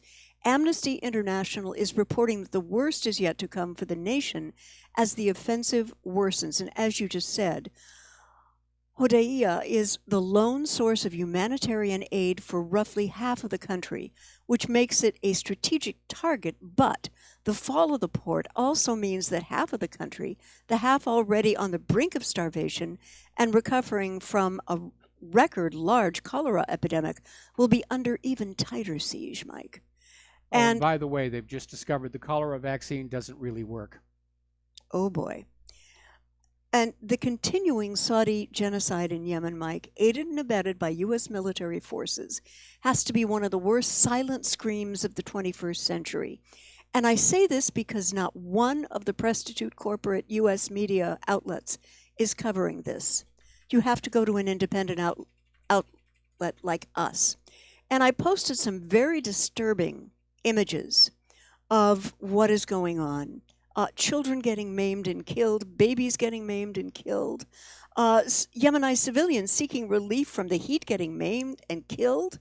And I said, doesn't it make you proud to be, and I have a new phrase for people who are citizens of this country, a war American.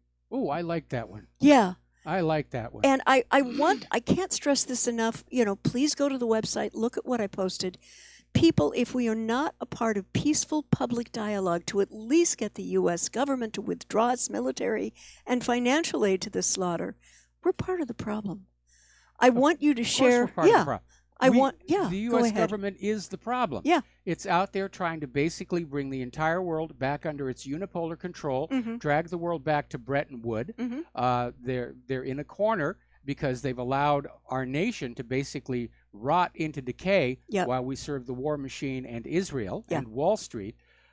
So we don't manufacture quality products other nations want to buy. Right. Nobody wants our GMO agriculture. Oh, no. And so the last option is let's just go on out and take what we want. Yeah, and when you talk to your congressional representatives or their aides, tell them that you know about this issue and it's a re-election non-starter. If they continue to support the U.S. efforts in Yemen, it's a non-starter for the midterms for you. And everybody needs to call because if only a few people call, Mhm. the candidates will just figure the election fraud will put them in anyway. Mhm. But if it looks like there's going to be an overwhelming landslide Yeah. Against all pro-war candidates, then they might have to do something. Yeah. We can and we do have a voice in the most peaceful and polite way. We have to use it and right the heck now because this is a genocide going on in Yemen. Yes. Absolutely. You don't make war on civilians. That's one of the fundamental rules of war. Yeah. And yet Saudi Arabia is just out there bombing everybody. And again, we're into a commercial break. Yes, we are. Can you hear anything, dear? There it is. There's Okay, the music. all It right. was a little late coming up. We'll be right back. You are tuned in to the Republic Broadcasting Network. Visit our website by going to republicbroadcasting.org.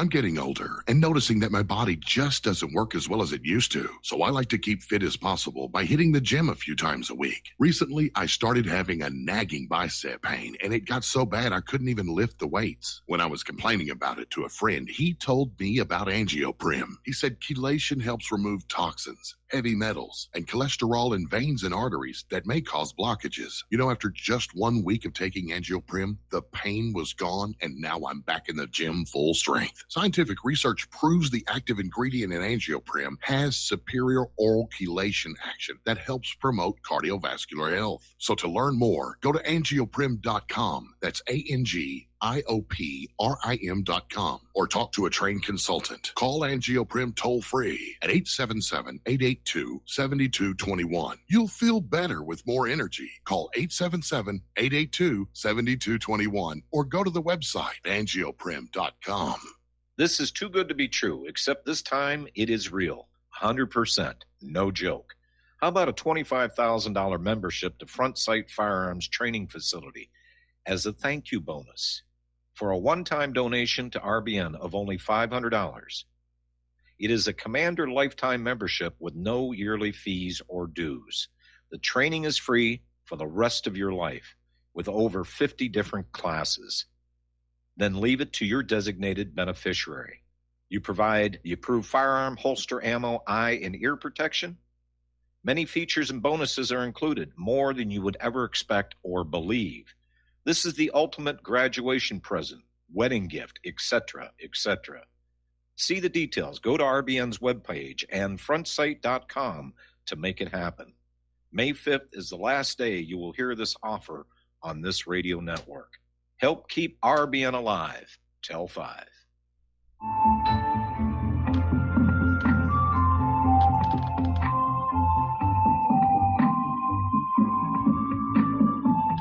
Do you know there is an ongoing war right here in America? Are you aware that U.S. citizens have been classified as enemies of the state since 1933? Have you recognized that our entire government is really a vast network of interlocking corporations engaged in commerce? Look up Title 28, Section 3002. Tune in to In Defense of Humanity on Saturday nights at 7 p.m. Central Time. Find out what's really going on and learn how to protect yourself and your family as flesh and blood men and women living in a corporate reality.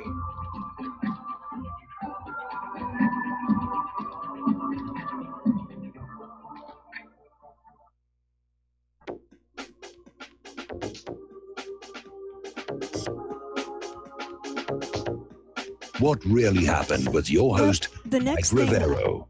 You're listening to the Republic Broadcasting Network. Here is your host, Michael Rivero. And aloha, America. Welcome back to the show here. And Claire, what is your next story? Well, the next story is, I think, a very interesting one and one that should have happened. Russia's investigative committee has launched a criminal case against an American journalist who wrote an editorial calling on Ukraine to bomb Russia's newly opened bridge to the Crimean Peninsula. Tom Rogan urged the Ukrainian government to launch airstrikes and destroy elements of the bridge to Crimea in a Washington Examiner magazine op-ed published on Tuesday. Kiev, the U.S., and European Union criticized the opening of the road and rail bridge and called it a violation of Ukraine's territorial integrity. And the investigation has detected signs of public incitement to terrorist activity in the territory of the Russian Federation, the investigative committee said in an online statement on Thursday in reference to Tom Rogan's article. The publication's editor will also be a subject of pre-investigation probe for publishing Rogan's commentary, said investigating committee spokesperson. So I say good for Russia. I mean, this kind of alleged journalism is fit only to line the bottom of a bird cage or pick up a puppy's leavings on the grass when walking the dog. And that's a shame because Washington Times used to be a pretty good, Yeah. reliable source of information. But if they're putting out this kind of nonsense, They got turned. And again, Yeah. they're still pushing that idea that Russia stole Crimea. That is not what happened. Yeah. The Crimean people voted in a referendum overwhelmingly to leave Ukraine. It was actually two. One to leave Ukraine and one to petition the Russian Federation to join it. And both Yeah. referendums passed with a landslide. Yeah. And that's what actually happened. Mhm. But the U.S. refuses to recognize the right of the Crimean people to have self-determination, even though that is guaranteed by the United Nations Universal Declaration of Human Rights. Yeah. And so the official story is Russia stole Crimea, and our foreign policy is being built around this fairy tale. It was an absolute lie. It never happened. And even President Obama stated and admitted on one occasion that the U.S. was very much complicit in the Maidan riots and what toppled Yanukovych, who was the duly elected president of Ukraine, and installed Poroshenko, yes. And now the U.S. will not extradite this guy. No, of course not. But the sheer level of irresponsibility of egging people on to destroy property and lives, as demonstrated by this article, is never acceptable, Mike, in the realm of international relations. Well, like I said, in international relations, America's foreign policy has become all about bullying and throwing its weight around. Yeah. There's no more diplomacy, no more negotiations. It's all tough guy talk. Yeah. This is just more of the same. Yeah. And again, this course is going to get us into, well, we're already in a world war, but it's about to get a lot worse because the U.S. government won't back off. They've succeeded in throwing a monkey wrench into the two Koreas moving closer together. Yep. They're up there in Ukraine, getting ready to help stomp the Donbass flat. It's just a war, and of course, they still lust for war in Iran. Yes, absolutely. Now, this was reported, and I think it may hold some hope. Putin and Assad held extensive talks in Sochi discussing political settlement, and I think this is positive. Russian President Vladimir Putin has held a meeting with the Syrian leader Bashar al-Assad in Sochi. The acting presidential spokesman Dmitry Peskov said the two leaders conducted extensive negotiations, and as the two presidents talked about conditions that would facilitate the peace process development, the Syrian leader said that he had decided to send a delegation, a committee tasked to rewrite Syria's constitution. Send a delegation to a committee Yes. tasked to rewrite Syria's constitution, which was championed by the Right. United Nations. Yes. Now, that is a nice gesture until you realize that what the UN wants to put in as Syria's new constitution is designed to basically bring them into the growing new world order. Yeah. I can imagine there was one tense moment between Putin and Assad over the S-300 missiles, which had been promised to Syria. And then after and then Israel, after the meeting with yeah. Netanyahu, Yeah. Putin declined. Now, maybe the S-300s are on again. Yeah. But again, you're right. Putin is the adult in the room. He's trying to get everything tamped on down.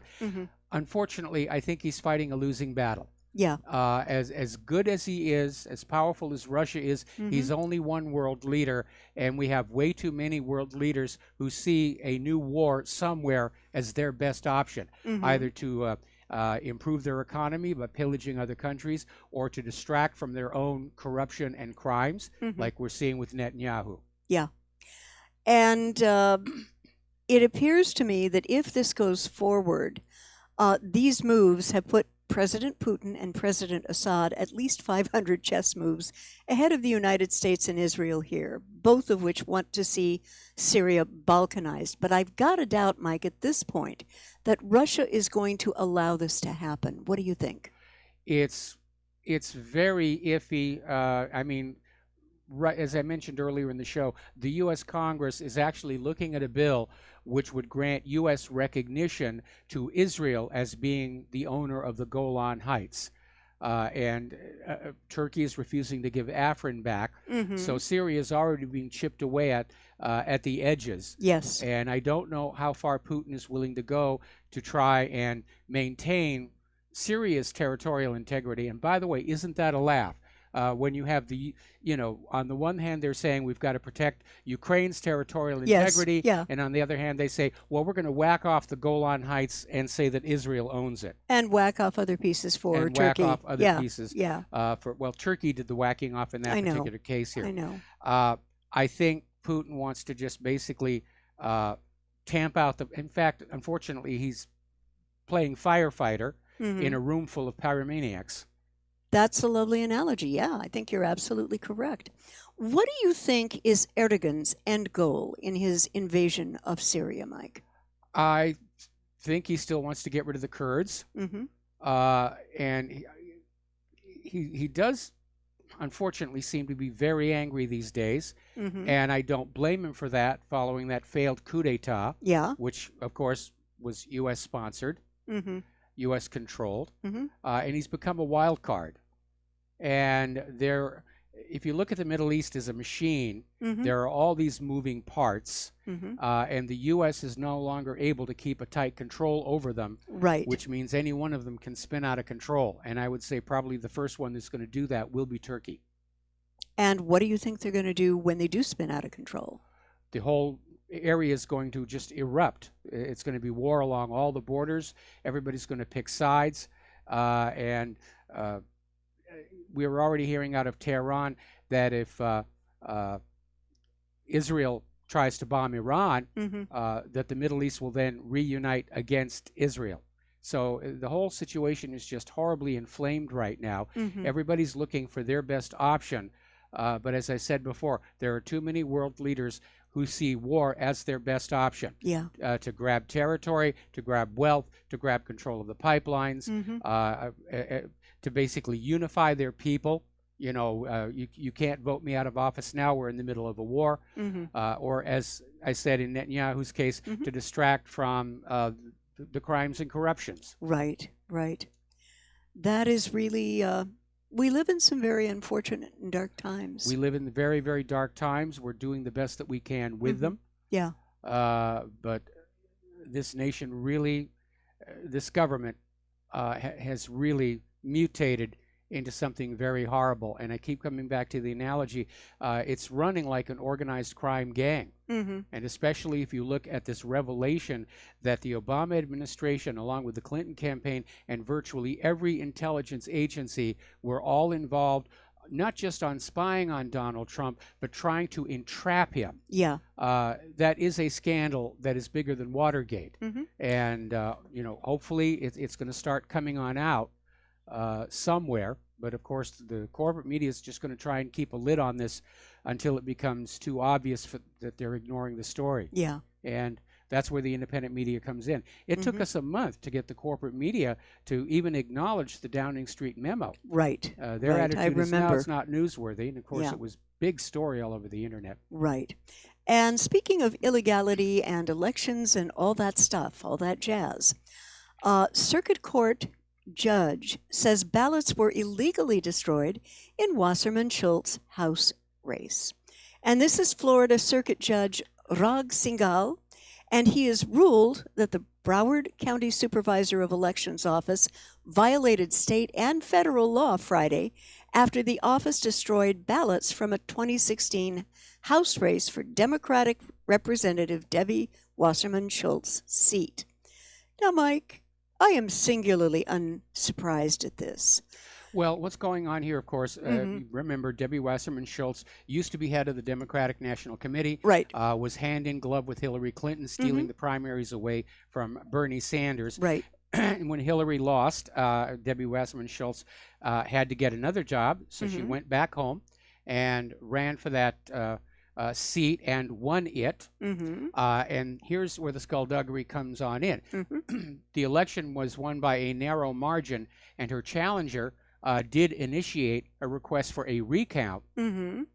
And then Debbie Wasserman Schultz basically told the state supervisor of elections that there was no challenge to her victory and they could go ahead and destroy the ballots, even though under law they're required to hang on to them for a certain period of time. Yeah. So this is telegraphing the fact that Debbie Wasserman Schultz is still in the business of stealing elections and covering it up afterwards. She's, and I am not unsurprised because This is precisely how the Clintonistas operate.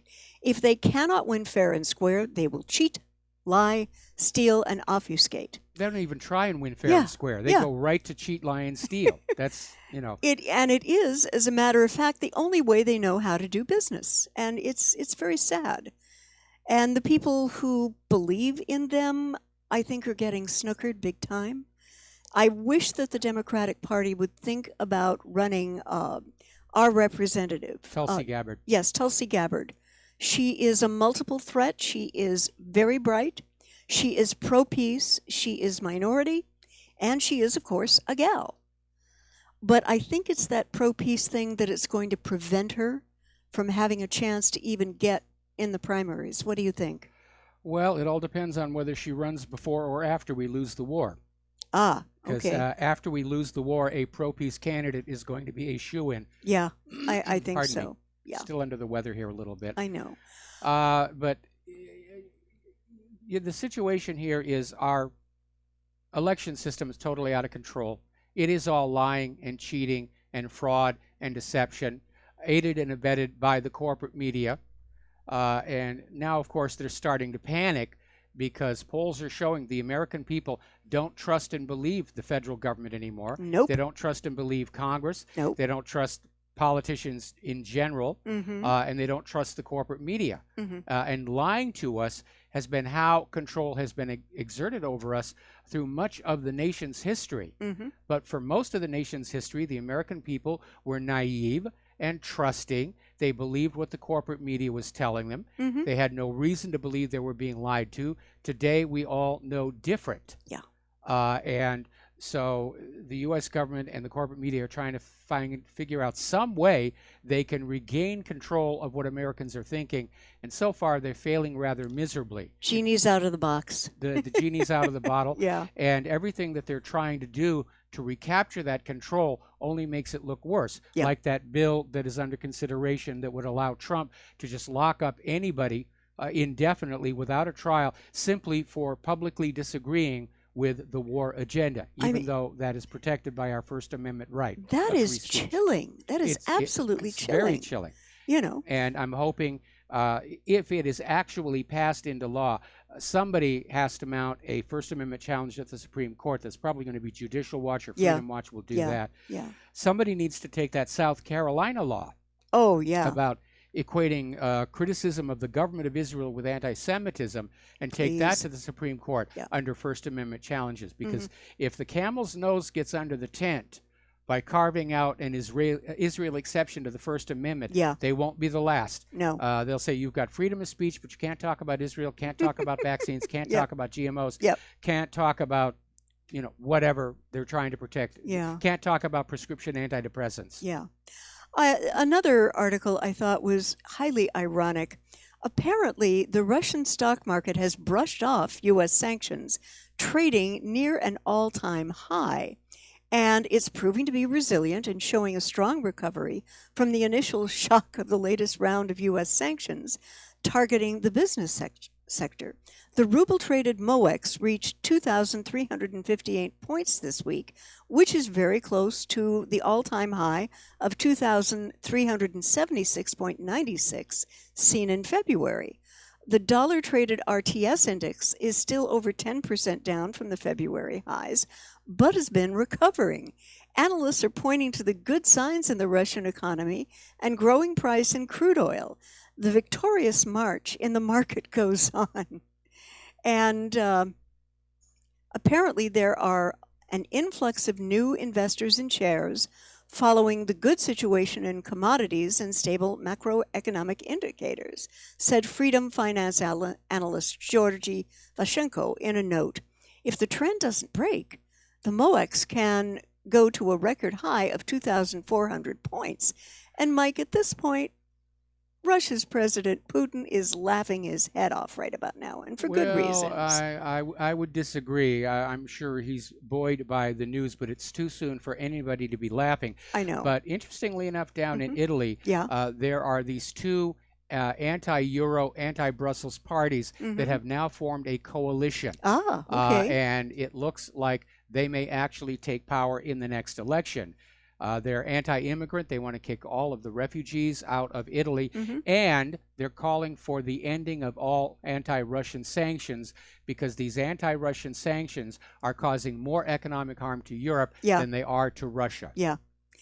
And, what is President Trump going to do? Go to war with every country that's going to ignore the sanctions? Which is going to be a ton of them right now, if I'm looking at the current read of Europe correctly and the Middle East. Oh, yeah, there's sanctions and Yeah. tariffs all over the place. Yeah. And as I mentioned on the show just yesterday, what the U.S. is doing with all these sanctions is Mhm. walling itself off Yeah. from the rest of the global economy.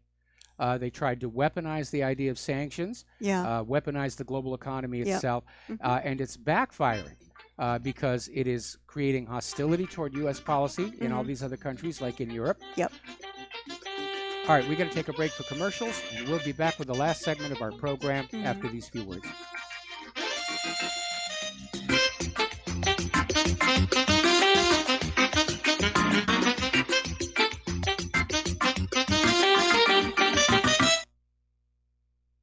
Homeowners, if your lender has gone out of business or sold your transaction to another lender or servicer, you may be the victim of a wrongful foreclosure, resulting in the loss of your home. If you've already lost your home, are in foreclosure, or even in good standing, you can challenge the mortgage transaction's illegal issue, and your property can be restored to you, and your foreclosure can be stopped or reversed, and the mortgage transaction declared unenforceable. State laws, U.S. title codes, the Uniform Commercial Codes, and U.S. Supreme Court rulings have upheld that defective mortgage documentations can reverse or stop foreclosures and enforce property title claims in favor of the homeowner. We are having successes in stopping the process of foreclosure, the enforcement of the foreclosure judgments, the sale of property, and evictions after the sale. We are not attorneys, and we don't give legal advice. We are a professional team of legal researchers, providing forensic mortgage audits and expert witnesses. We have the knowledge to produce the evidence and enforce laws regarding your legal issues. We've been in business for 12 years without a complaint. Consultations are free, and we provide a free title search to confirm if your mortgage has legal defects. Please call 855-253-3748. 855, the number 2, keep it today.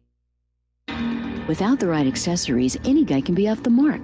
Whether you've invested thousands in your arsenal or you own a single trusted firearm, a visit to AROutfitting.com is in order. It's one of the finest online selections of tactical optics and AR parts and add-ons, like EOTech, quick target acquisition with no peripheral loss. Browse the full range of Nikon scopes and binoculars. AROutfitting.com can illuminate your world with Streamlight gun-mounted lights from keychain to large handhelds up to 1,100 lumens. Find some stability with Battenfield tactical bipods. AirOutfitting.com has CMMG gun parts, barrels, assemblies, handguards, part kits, and more, plus mag-full clips and magazines. I know I've got you excited, so take a breath. Head to AirOutfitting.com. The site's super easy to navigate and features a ton of technical info, including links to manuals. We also welcome vendor and manufacturer inquiries. Remember, if you don't see it, we can get it at AirOutfitting.com.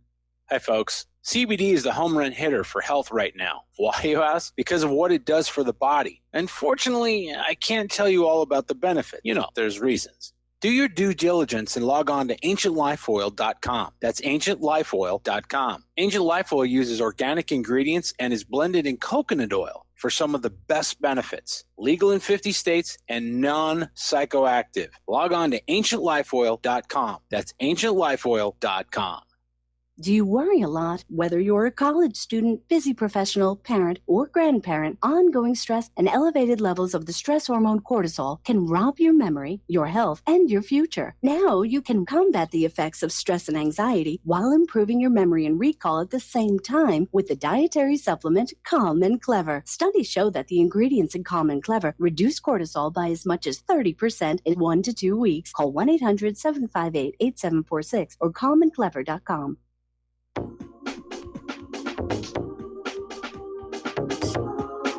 What really happened with your host, Mike Rivero. Join Mike on the air. Call toll-free 800-313-9443. 800-313-9443. And aloha, America. Welcome back to the show here. And Claire, your next story. Well, I think it's kind of ironic. Fox was just covering this a minute ago. House Minority Leader Nancy Pelosi defended violent MS-13 gang members in a press conference yesterday, saying they are not animals, a term President Trump dubbed MS-13 members earlier this week. Oh, really, Representative Pelosi? There's an article I put put together and found just for you. It's called MS-13 Explained, and I would like you to pay some attention to it, if you are able, that is, to the following passages. MS-13 makes its money through relatively small-time drug dealing and old-fashioned extortion. That extortion can be brutal and sometimes wide-scale. In 2015, they extorted the bus drivers of San Salvador into going on strike for higher wages so that more of their wages could be turned over to the gang. Logical approach, but not as sophisticated in the multitude of revenue streams from other transnational criminal organizations have. Nevertheless, the MS-13 occupies a lot of real estate in the imaginations of many Americans and politicians. Now, what was really interesting is during this last commercial break, Yeah. Fox News was actually running a story on this and talking about how MS-13 murders people, but they didn't really go into the details. No. And I have an article at whatreallyhappened.com on why MS-13 are animals, and it lists many of the crimes they've committed, including rape, and when they murder people, but when they murder them, the people are being beaten to death slowly. They're being hacked to death with machetes. Hearts are being cut out. One body was beaten up so badly they still can't confirm the identity, which tells you that obviously the dental records aren't going to work here. No.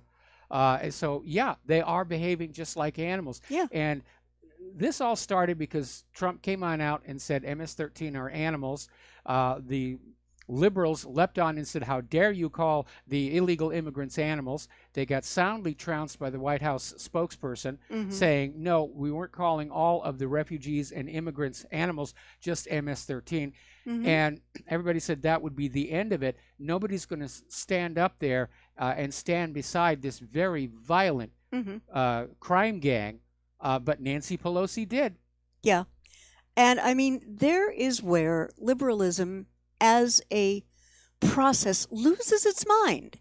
And I would like to challenge her and see if she would be inclined to invite a couple of members of this group over for an afternoon tea in your offices on the bet that they are not monsters. I don't think so. You know, I saw that video clip, and at one point Nancy Pelosi said, everyone has a spark of divinity in them. So we can't call the MS-13. It was absurd. How does this person keep getting elected over and over and over again? Vote fraud. Vote fraud. Yeah. That's the only possible explanation. Yeah. She's out there defending MS-13. She's out there saying she sees nothing wrong with rigging the primaries, which undermines the reason to even have primaries. Yeah. Why do voters still vote for her? Or obviously they don't. Yeah. All right, there's the music. Time for us to get on out of here. Please stay tuned for the John Stadtmiller program. He's got lots of interesting things to share with you. Please take what you learn here, share it with everybody that you know, talk to them face-to-face, use email. Don't bother with social media. It is so heavily filtered now, it has become absolutely useless to the American people unless you're a big fan of kitten videos. So have a really good weekend. Have a safe weekend, and we'll be back on Monday. Aloha, America.